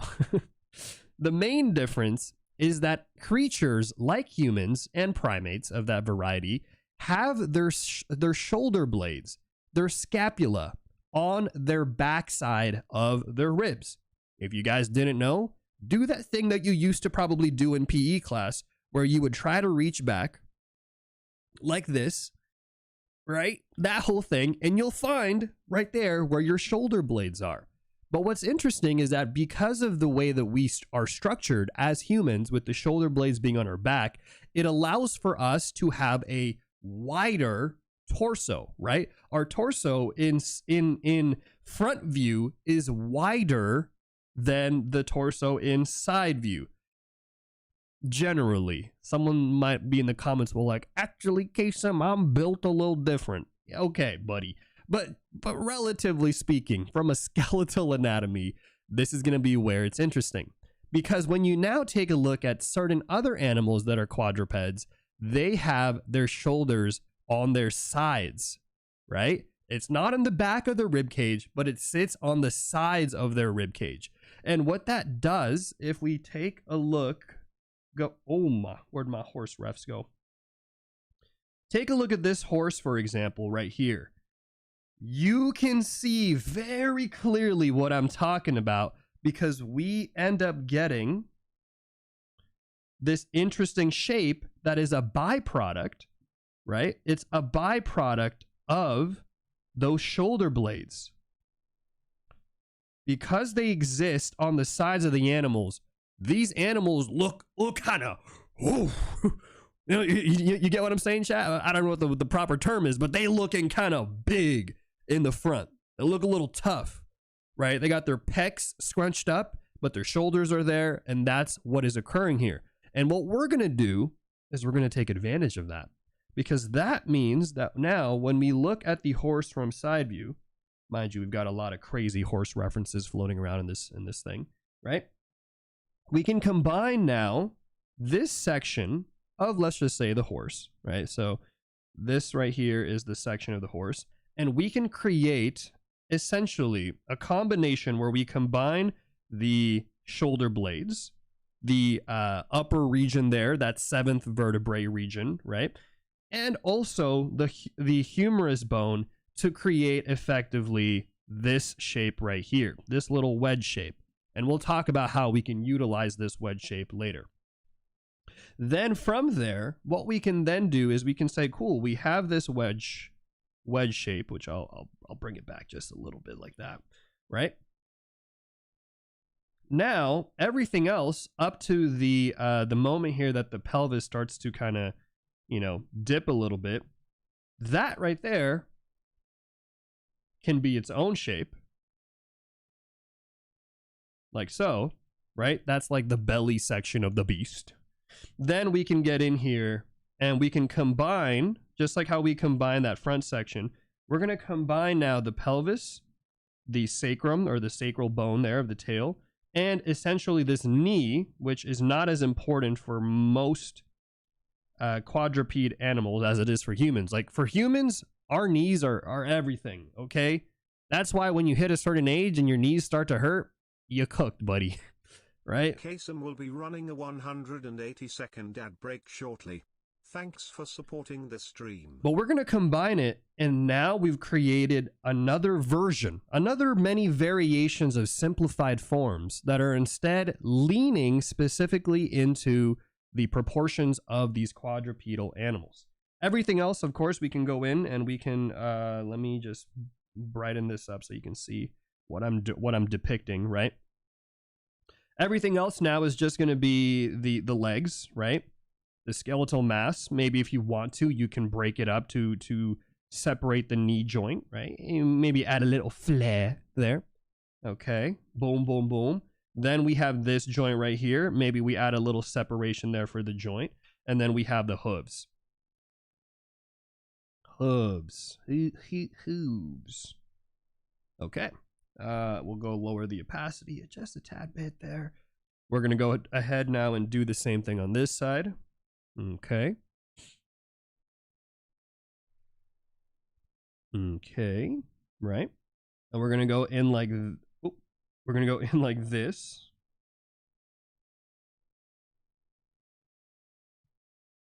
Split it this way. Separate there if you want to for the joint. And the joint here, again, the joint here, always keep in mind that this is not the joint of like the elbow or the knees. This is straight up the joint that separates the lower leg bone to the foot of the horse. This is where the foot starts, like so. Separate it again one more time, and then we have here this hub structure. And so when we lower our opacity, we have here another cool variation. All right. Let's go in here. Somebody said on YouTube, I hope YouTube pays your rent as well. Thank you on the YouTube side. Yeah, I appreciate people on the YouTube side going out here. As I've told you guys, a lot of what I do here on the platform is not what you will commonly see. You won't commonly see what I do here on Twitch, and you really don't see it a lot on YouTube either. And so the best ways that you guys can actually support me is just to let other people know. Let other people know that we exist, that there is a community out here of nerdy artists who are trying to learn and do it in a free educational way. Because the algorithm's probably not going to be sharing a lot of this stuff, right? Unfortunately, it's just not what is trendy these days.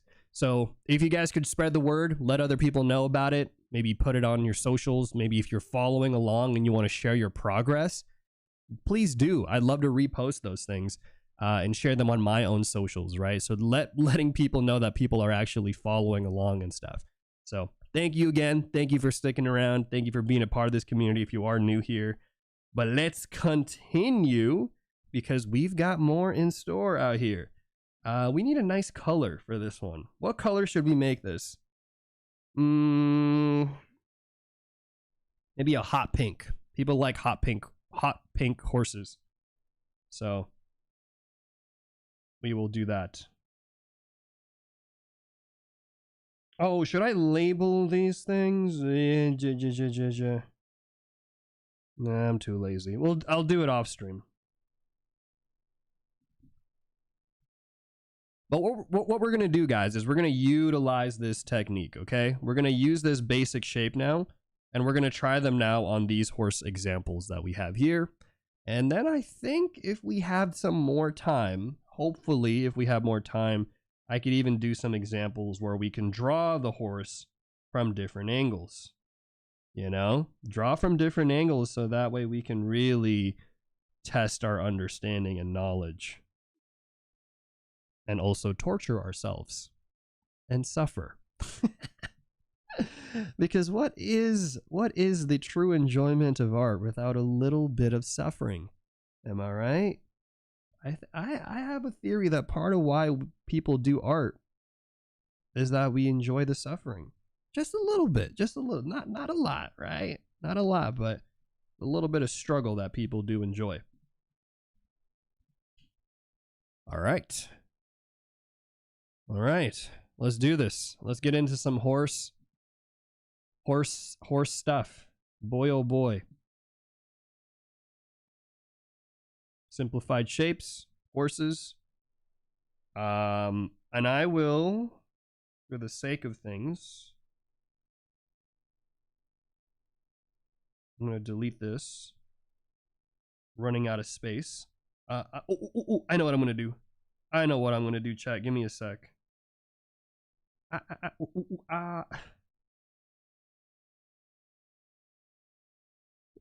Maybe artists are masochists. Honestly, that's probably the most accurate theory. Just Blurkin, hey, thanks for the follow. Imagine Sisyphus happy. Yeah, actually look in the mirror, because we are all pushing that boulder. We are all pushing the artistic boulder. I kid you not, man. I used to think that, once I become a professional artist, I'm going to finally feel like I'm good. And yes, it is true. There are days where I feel good about being an artist. 100%.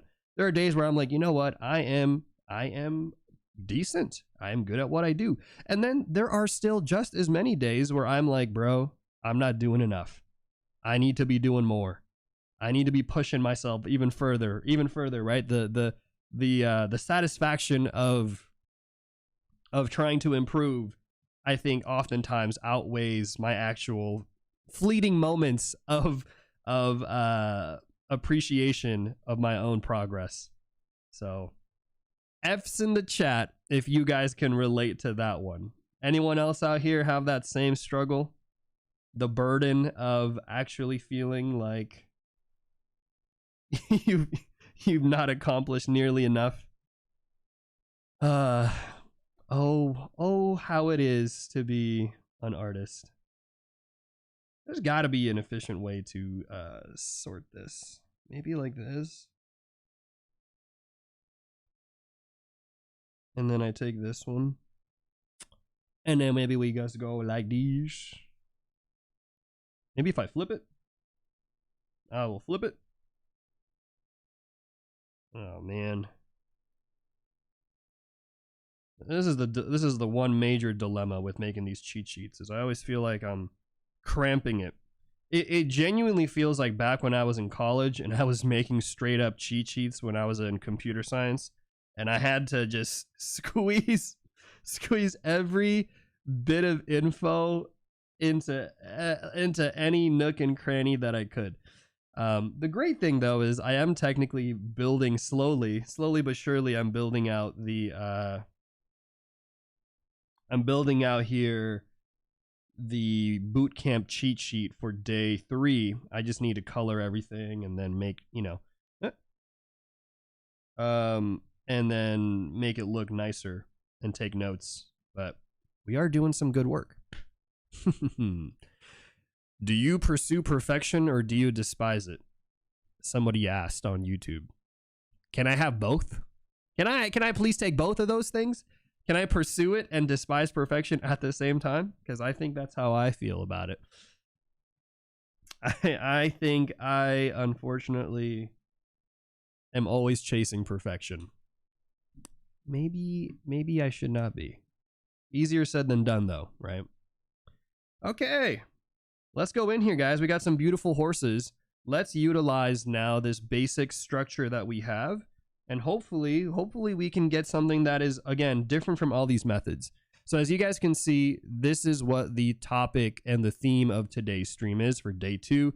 It's literally just showing you guys all the different ways now to take the skeletal understanding, skeletal anatomy, and going in and straight up just simplifying it and all the various ways to simplify it. I hope it's beneficial. I find that it's helpful.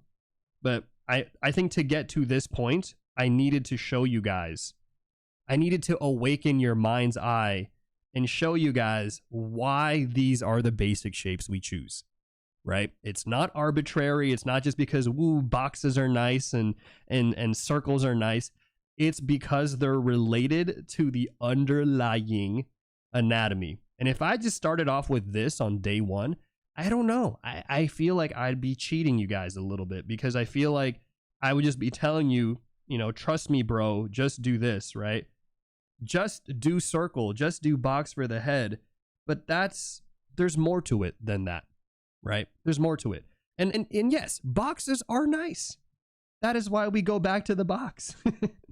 We are gonna, we go back to the box. We do that. But I want you guys to understand why box, why we do this, what is this thing that we're actually doing out here. But now you guys can hopefully see what I'll maybe do is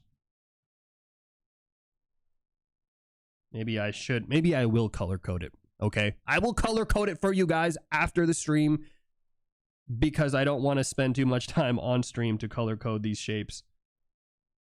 But you guys are smart.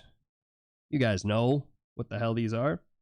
But you guys can see here, right? Now we're applying a lot of these like wedge techniques that we talked about earlier. I'm making the neck just a little bit bigger there, right?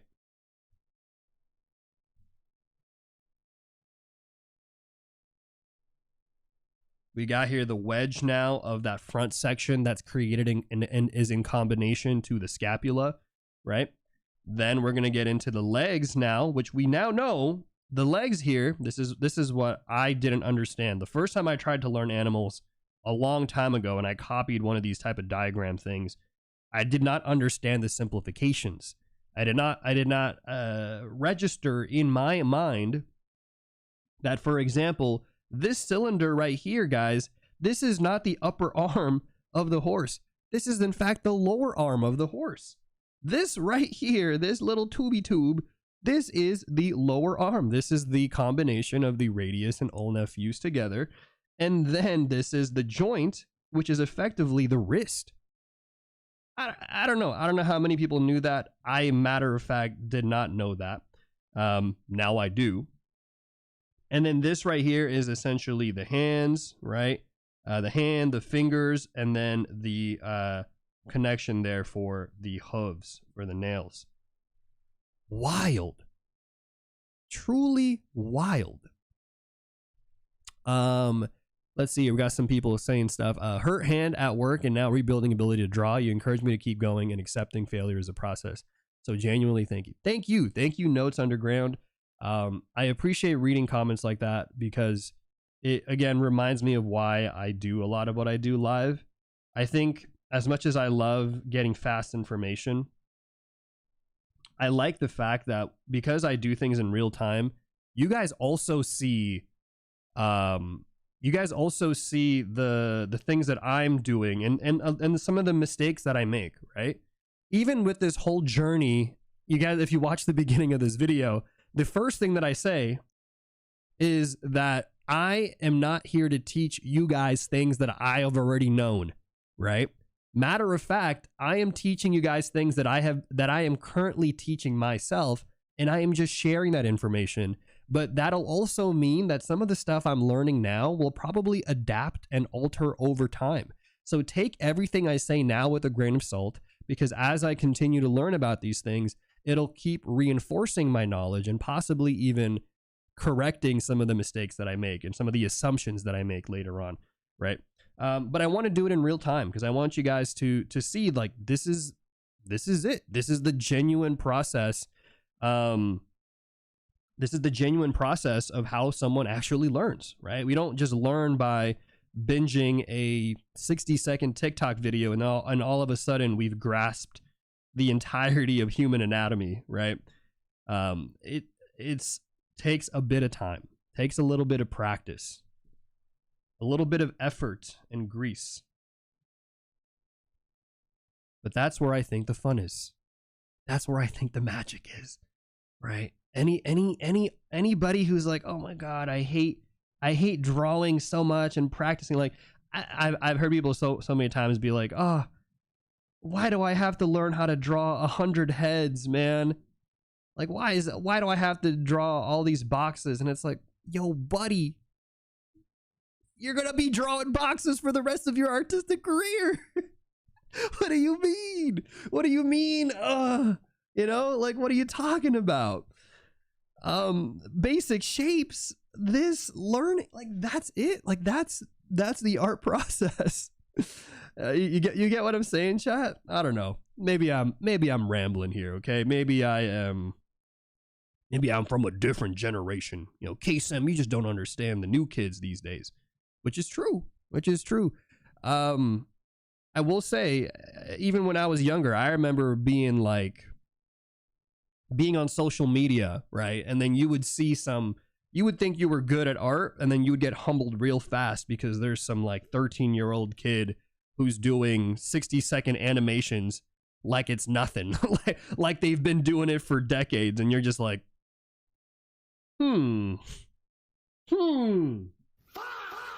that's cool, okay, you know. So who knows? Who knows? Maybe there are some things that the young kids are doing different, and clearly they're sipping some sort of special Kool-Aid. But I'd like to think that those are just one-off exceptions, and that's not the actual experience for most of us normie artists out here. Because I'm not a special artist, guys. I wouldn't call myself gifted or talented or anything, right? A lot of you guys who've been here and who know my journey know that, matter of fact, I wasn't an artist for a long period of time. I used to be a software engineer, and it's only recently during COVID and stuff that I decided to pick up the pen again, right? Take this risky chance of trying to learn how to draw and doing it in as systematic of a way as possible. So I wouldn't call myself by any means like special magical artist, right? I'm not like, oh, I've got the sauce. Not really. I think if there's anything that I've learned over time and I've gotten over my years of, you know, getting older, it's discipline. It's discipline and the value of being patient. I think that's really it, because I really do think art is a game of patience and enjoying the process. If you can master those things as an artist, that's pretty good. That's like, you're good. That I think is truly the hallmark of any professional, is just having the patience to sit through some stuff. And sometimes even having the patience to sit through your own failures, because I don't know about you guys, but you guys ever wake up one day thinking that you're going to draw some bangers, thinking you're going to draw something good, and then you pick up the pencil and you look at what you draw and you're just like, oh my God, what the hell is this? Right? And then sometimes you're just like, dude, I should never pick up a pencil ever again. What is this garbo? And then, but the reality is, like, that's common, right? And all you got to do, the secret is you just got to sit through that awkwardness, sit through that very poorly drawn drawing. And you'll probably, if you just are able to sit through that discomfort, be able to start drawing good stuff again, you know? Thank you for the follow. Not for the follow. Thank you for the sub. Ang Static. You should write a journey book about it. Oh, I should write a journey book about being a software engineer. I don't know. Maybe once all things are said and done in my life, I will write a Barnes and Noble's New York's Time bestseller about being a starving, struggling artist and liking it. How we'll title the book, The Artist Stockholm Syndrome. How artists brainwash themselves into continuing to do stuff. Why artists enjoy pain. But all right, take a look at this, guys. This right here is, again, the simplified structure, right, that we used earlier. And well, there's a tail, right? But for now, forget about the tail. It's okay. Though some people, I think, really like the tail.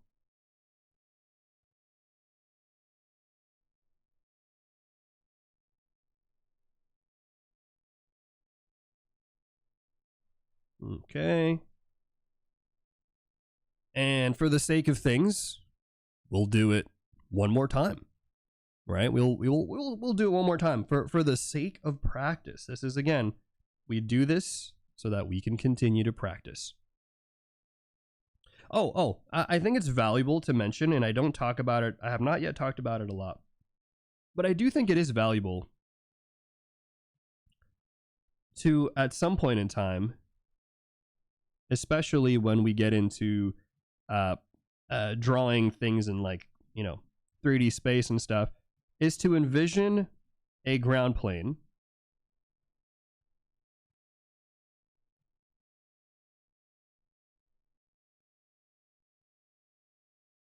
for your little guys. Okay? This will help you visualize these boxes and shapes so much more. But a ground plane like this, okay? It doesn't have to be fancy. Just something for them to walk on. Something for them to stand on. Before we jump into the next example, let me just read some comments. Since you're an engineer, perhaps the stylus you have is programmed by AI. All right, buddy. Yeah, that should be the book. How I fooled everybody for 5 years by programming an AI pen. That'd be kind of crazy. All right, we'll do one more, and then I think we should maybe do some from back view. We don't, unfortunately, have any examples, but we'll do some in back view as well. I think that'd be good. And again, if you guys want to follow along, I say this a lot on the streams, but it's because new people keep coming in over time. If you guys want to follow along join the Discord channel, because on my Discord channel, we give these things away for free. So today's worksheet, you guys can grab this one completely for free to follow along with. And then on top of that, this cheat sheet that I made for you guys. These things are only available while I am live, guys. Only when I'm live out here. We give these for free because I want to thank you guys for tuning in and supporting my channel. And so as a big thank you, you guys can go ahead here. Now, all you have to do is type here !Discord to get a link to the Discord. It's a big community. There's almost 20,000 of us in this server, which I think is insane. But if you've found it, it's under Art Resources. Okay, Art Resources. Make sure you to react to it so I know you've found it. And yeah, thanks for being here. These will be gone by the end of my stream, so just keep that in mind. Grab them now. Grab them now. Here, I'll help you guys. Type !Discord. Discord, okay? And then also every 10 subs that we get per stream, I will drop a new resource for you guys to grab.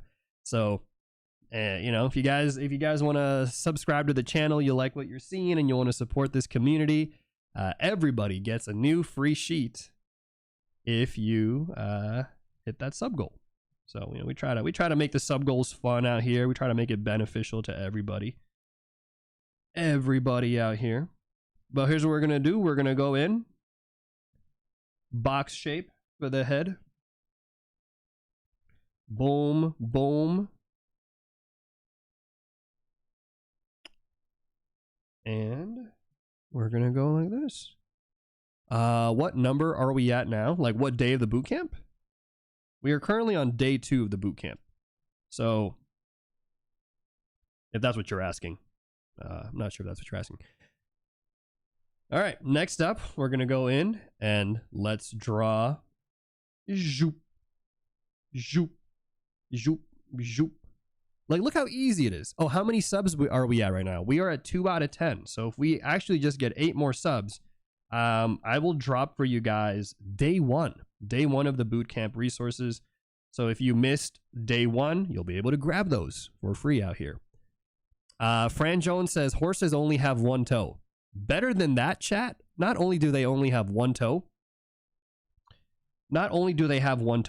it's the middle finger. It's crazy. Horses really just walking around on their middle fingers out here, prancing around town with no care in the world. Wild animals, man. The more I learned about animals, the more baffled I am at the existence of horses.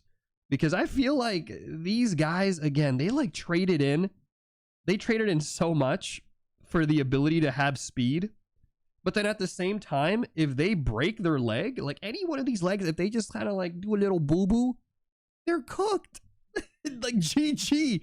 Like, it's insane. Like, how have these guys existed for so long? I guess they just run. They run away from most major threats. It's honestly so baffling how these creatures have been around. What are they doing?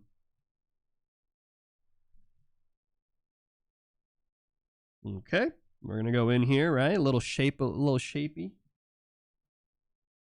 Bro, look at giraffe. Giraffes are another one. Oh my god, what the heck are giraffes? We should do a day for giraffes. Honestly, we should do a deep dive on why the heck giraffes are built the way they are. It don't make no sense, but hey, it is what it is.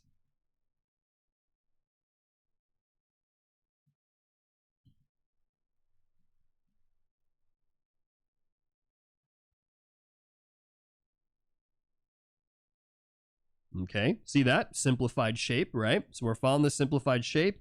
Then we're going to simplify the pelvis region to be just a nice boxy shape.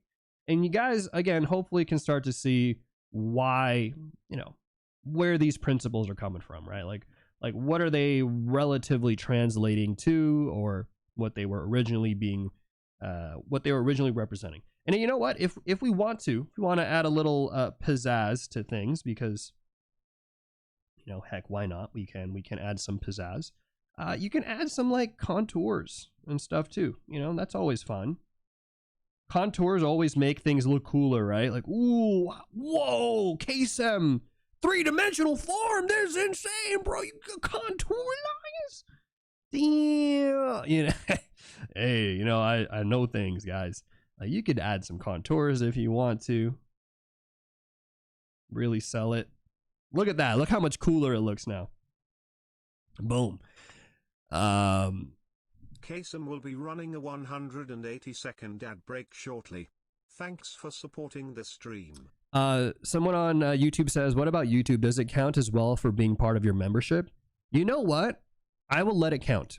I will let it count. Unfortunately, it does not update that little thing there on the top right corner of my stream. But if you do become a member on YouTube, yeah, I'll let that count because it's essentially you guys joining in and stuff.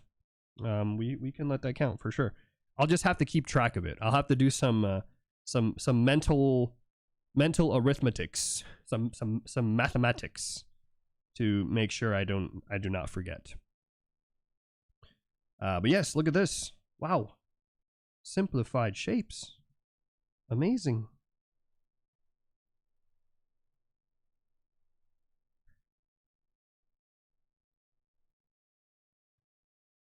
I just feel like if I did this on day one, I feel like I'd be cheating you guys the struggle of understanding the anatomy. That I think is the true magic, you know. Even with human stuff, like this is what I've learned, mind you guys, from my first boot camp. If you guys didn't know, I actually have a whole boot camp dedicated to just humans. It's called the Character Design Bootcamp. It's over on my YouTube channel. It's a 30-day series. I go super in-depth on human anatomy and everything in between. But one of the things that I learned about all that stuff is after you learn all the anatomy, guys, what's actually important is understanding how those basic anatomical forms translates into these basic shapes, right? And how you can actually utilize those things. This is not to say that learning anatomy is useless or it's like irrelevant. But it's more just the fact of like you learn the anatomy so that then you can simplify the anatomy to whatever stylistic choices, you know, that you want to. And that's kind of what my mentality was about approaching the animal stuff with you guys is we're going to learn some basic anatomy that'll help us. Then we'll learn the basic shapes. Then we're going to dive in again and really, really, really learn the anatomy. And we're in an ad break. So have fun with the ad breaks. But anyways, look at that. We've got here another one. Did you get some leeway on animal anatomy when drawing monsters? Hey, I never told you guys I've drawn monsters. I've never said that. Nice try, buddy. Considering the setting of the new JoJo series, I bet you are happy not to be on that. Yeah. Well, now I would. See, that's the thing. Yeah, maybe a year or two ago, I would have been like, please, I don't think I'm ready for the JoJo thing. But now I'm like, bro, put me in. I want to draw horses. I want to draw animals. You know, I want to get in on the sauce. This is great. This is fun. But all right, guys, we've done here another, oh, hold on. What the hell? We've done here another version, a little bit more contoured this time if you guys care about contours. Let me go ahead and draw a ground plane for this bad boy. And then for the sake of things, I think we can go ahead and just do a couple exercises now where we shall draw some from other angles, okay? I think that'll help us just really solidify this, these basic shapes. So I'm going to put the references away because, boom, we don't need references where we're going. All right. Where we're going, we don't need it. But doesn't it look cool? Doesn't it look cool when you have the contours? The contours make it sick, right? Agree or disagree, chat? What do you think? I think when you add the contour lines, it does make it look a little snazzy.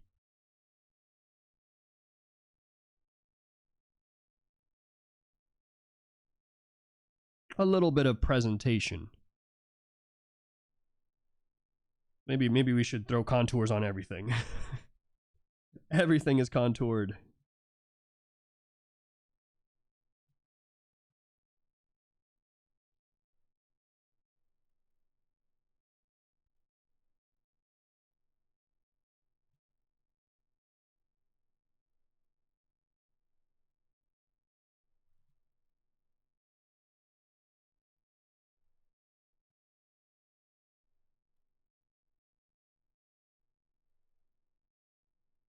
There you go.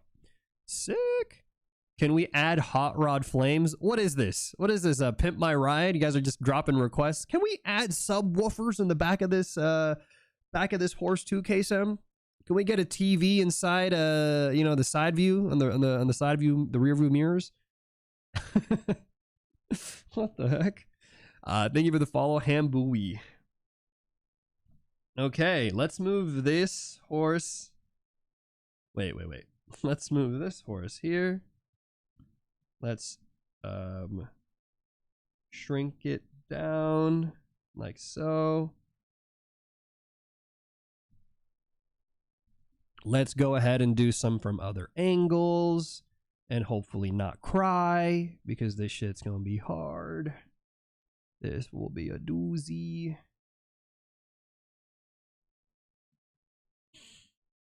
Okay.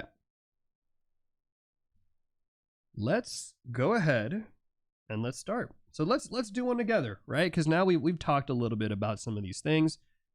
First step I'm going to do is I'm going to set a ground plane for myself, right? Because now we're kind of drawing it without a reference, at least without a photo reference. I do have a reference on the side of at least a horse from back view, so I'm not just going in and making up shit. But I'm going to take here all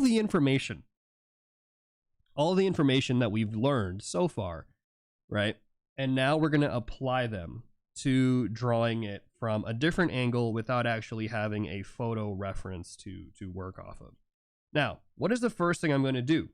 If you guys recall, in this day 2 cheat sheet right here, I talked about basic proportions of the horse.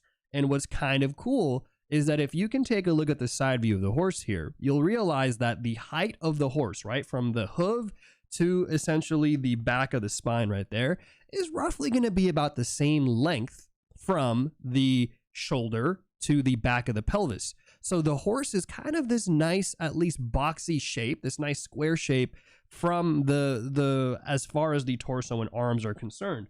So when I'm going in here, I'm actually going to use that to my advantage. I'm going to go in and I'm going to say, okay, well, if this is going to be roughly the length there of the ground, right? Let's go in like this.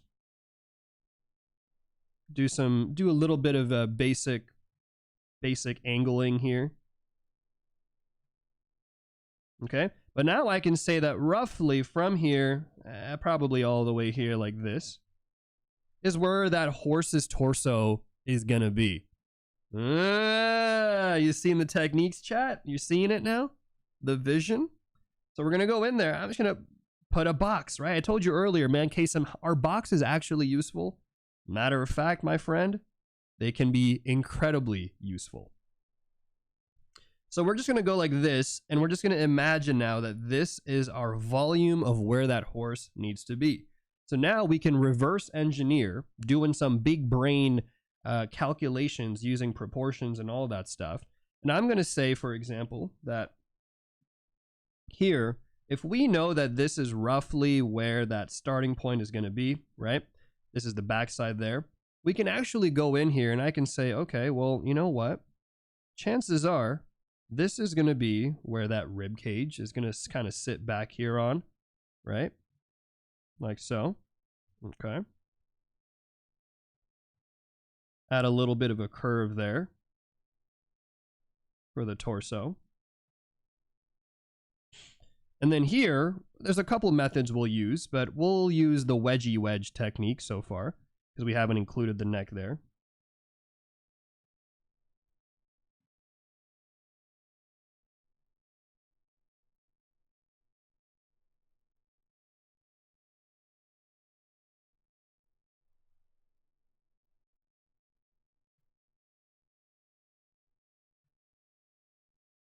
Right? Okay, that's good. And then we'll go in. We know that this is the shoulder blades. We know that this is the humerus bone going back here for this shape, which means we can place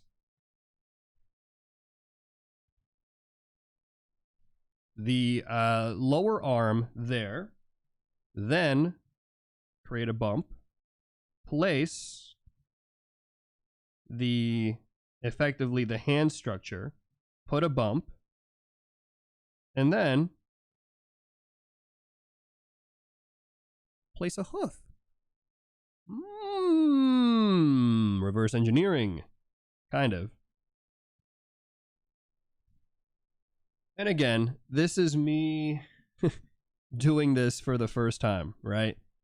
So this is my theory. My theory is we can reverse engineer it, and we are proving to see if my theory is correct. But now we're going to get here to the backside, and I already told you guys a couple tricks, right? But I mentioned how the elbow right here should roughly be lined up with the knee of the horse. So that tells me that from here to here, rear-wise,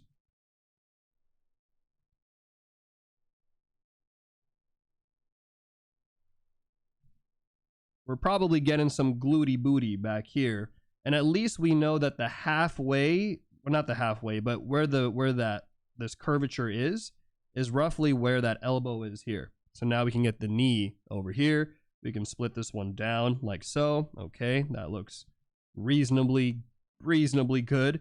Then we're going to get in here and we're going to look at the joints, and you can also line up the joints really quick of the horse, though you can kind of see it's not exact, right? So pay attention to that. It's not an exact science.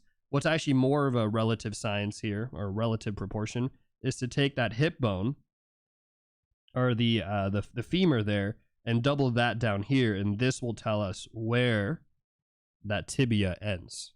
So right here will be where the tibia ends, like so. Okay.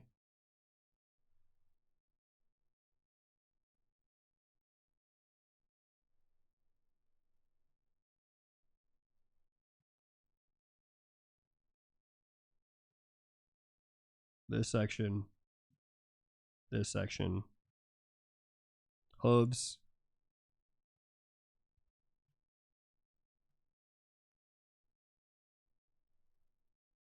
and then maybe back here we can have like one of these legs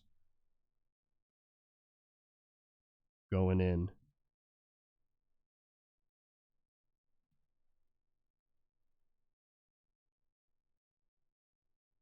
Like so. You know, just a little bit there from the oops, hold on.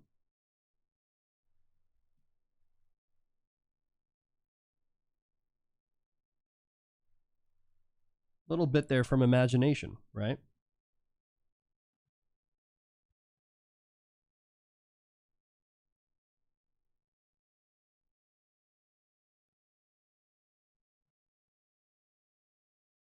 And then obviously what we can do after this is let's actually find a reference of a horse in back view. I'm sure we will find one probably similar to this pose, matter of fact. And that is where we can start to check, right? Check ourselves, check our understanding. But going back here though, we're going to go in now and I'm going to use the ground plane. You can kind of see what I did there. So that way I can figure out where this back leg, or sorry, this front leg needs to kind of roughly land.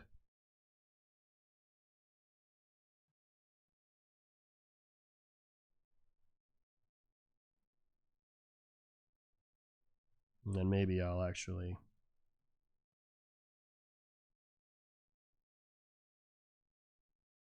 put this back. And then we can just create a long block for the head here.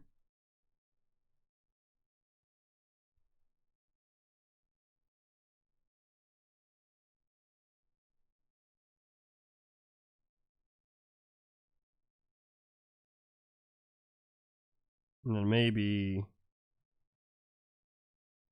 like so.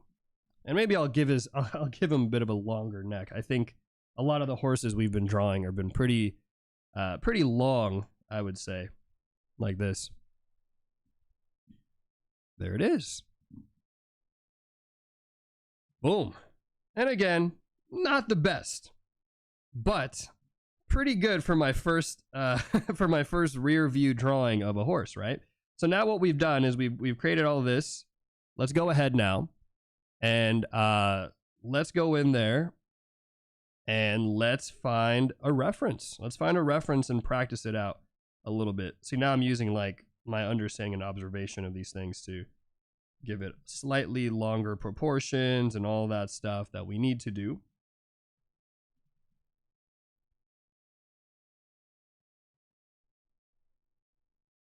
So let's go in, let's go find a reference, and let's compare. Let's see, horse from back view. Guaranteed we'll find a picture that's something similar to this. Bro, easy. Oh my god, we found so many. Let me see if there's one that it looks closest to this. Actually, this one's pretty good. Okay, I'm gonna copy paste this one. We got the Alamy horse again. This guy. This Alamy horse.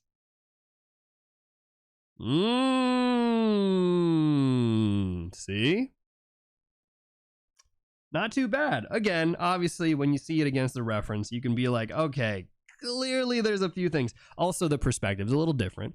But principle-wise, you can start to see what I'm talking about, right? Hopefully, you're getting to see the value of what is happening here, where we actually get to just start to create things now from imagination as we're building a much more structured understanding of these things, right? I didn't have the picture of this horse, but I was able to create something that, you know, it's relatively believable, right? But now we can go in here, I can look at this horse and I can say, okay, well, let me change a few things to really correct the proportion now, just a tad bit more, right? So maybe here we'll actually lengthen the head just a tad bit, like so.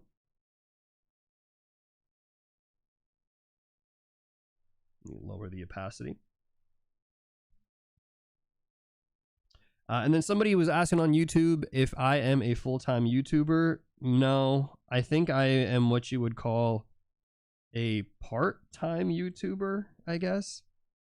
My main career is my animation studio, which is a bit of a doozy, but that is what we do primarily. So now we're gonna go in, right? We're gonna add that center line, okay. Seeing some of the changes here now, right? I'm gonna go in like that, and yeah. And mind you, even within horses, there are different kinds of horses, right? There are horses that are super muscular. There's a very lean horse. There's a horse that looks like a twink. There's like all different kinds of horses. So keep that in mind as well. Not specifically for this stream, but you know, as you dive deeper into any creature design that you do, you can have variations for these things. You can start to pick up, you know, different nuances and maybe even create your own. Ponies, yeah, little baby shorty horses. You know, talking about the mini horses or mini ponies, I guess maybe is what they're called.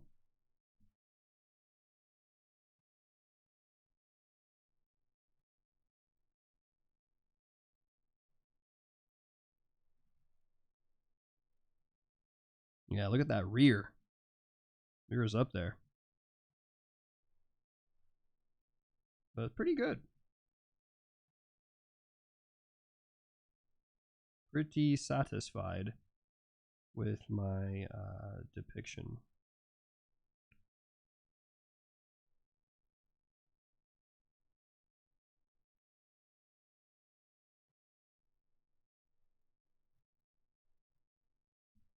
And we'll go in like this.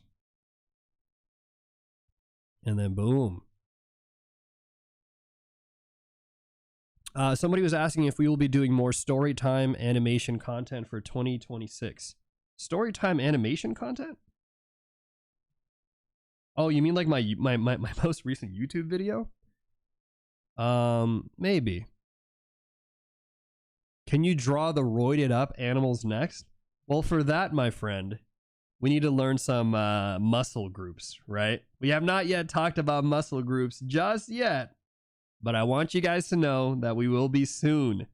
Next stream, I believe we will be getting into the torso of the animals, right?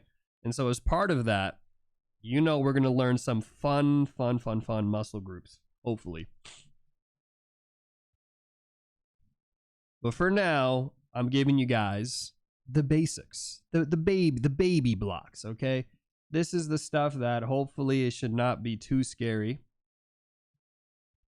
to follow along with. I hope not. Let me know in the chat, guys. Has this been reasonable to follow along with? All the information we've been sharing so far. Hopefully not, again, too crazy, right? Not too much, too dense. I'm really trying to keep it at a relatively good pace for you guys to be able to watch and consume and learn. Yeah, look at that. Not too bad. My first attempt relative to an actual horse reference, now that I see it, pretty solid. All it was just proportions, right? And proportions are really things that you can just fix and learn over time. Like, that really is just all you got to do over time. So yeah.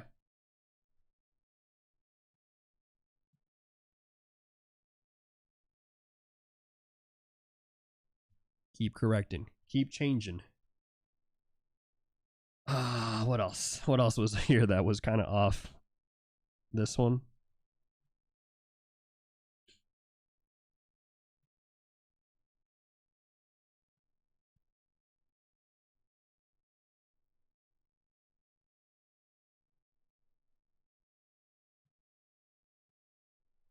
We're gonna go down.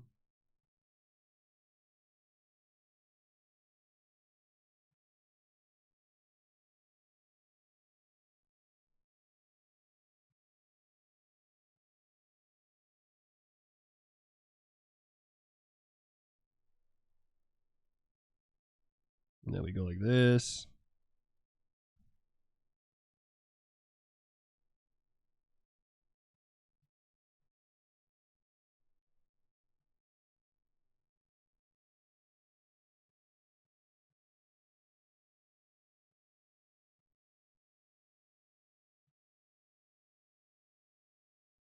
Cool.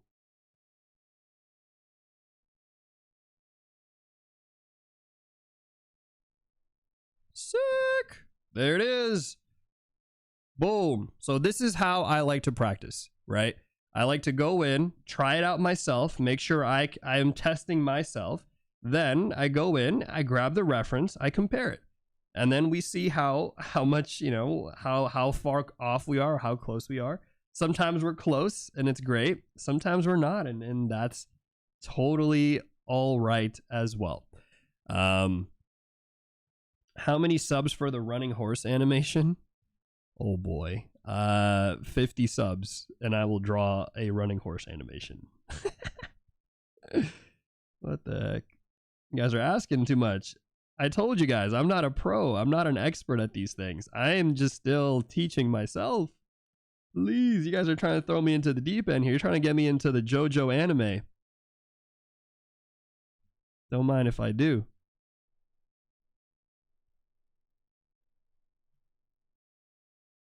See, like, something I forgot, and this is why it's also powerful to go back into these other methodologies that I told you guys, right? Something that I forgot to do even earlier was I forgot to utilize the zigzag technique. See, the first time I drew the horse, I'll show you guys actually, because I did it. I did it with you guys live, right? The first time I drew the horse was like this. And you know what? I kind of got some of it right because I got here the pelvic region, right? The pelvic region's here. Then we have here that joint and this knee right here, like so. And then this, right from here, this is the elbow, or this is the, not the elbow, sorry. This is the foot and that, like, the tarsal region there. And then this should go down to create the hooves. But on this version, look what I did here. This is wrong.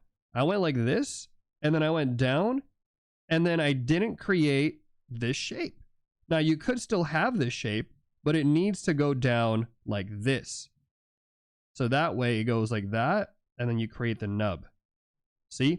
This is why it's valuable to learn the gestural techniques as well.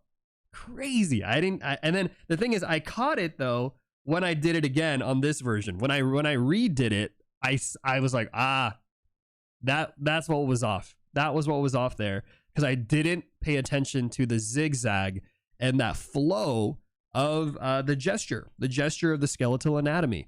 And this is where all of these little different techniques are going to start to come together and really play a pivotal role in being able to draw any and all kinds of animals. It's going to be great. So again, homework for you guys, for those of you who are following along and you want to do some additional stuff, I want you to do some of these, right? Go ahead and do kind of what I did for the day 2 cheat sheets. Grab some references of animals. I want you to try to find the skeletal structure of these animals and then look for a picture. Look for the actual anatomy breakdown of them and do a comparison. So that's homework number 1.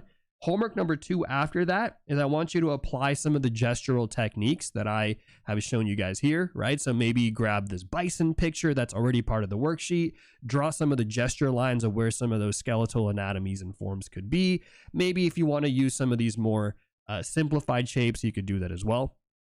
And then the final part of the homework, if you guys really want to challenge yourself, is to take some of these basic building blocks and start to draw them from imagination, and then try to maybe find a reference picture that will have that. Or do the opposite. Maybe find a reference picture, look at it for like a minute, and then try to draw that from imagination, and then you can compare it that way, right? But with that being said, for those of you watching on YouTube, I hope you guys enjoyed this bootcamp series. This is day 2. Please join the Discord channel if you guys want to get all the free resources. And if you did like it, please do like and subscribe. Let people know about this community. Let people know about this series. Share it on Reddit. Share it on social. Share the progress you've done. And thank you again for watching. People on the Twitch chat, we are still going to be here. So you guys can say bye to the YouTube chat. Everybody say bye to YouTube and Twitch. Our YouTube viewers, if you want to hop over to Twitch, we are still doing a little bit more on the streams today. We've got a fun set of other things that we've got going on other than drawing animals. All right. Say bye. Say bye to YouTube. Bye, YouTube. Thanks for tuning in. See you guys. Jason will be running a 180-second Bye. ad break Bye, shortly. YouTube.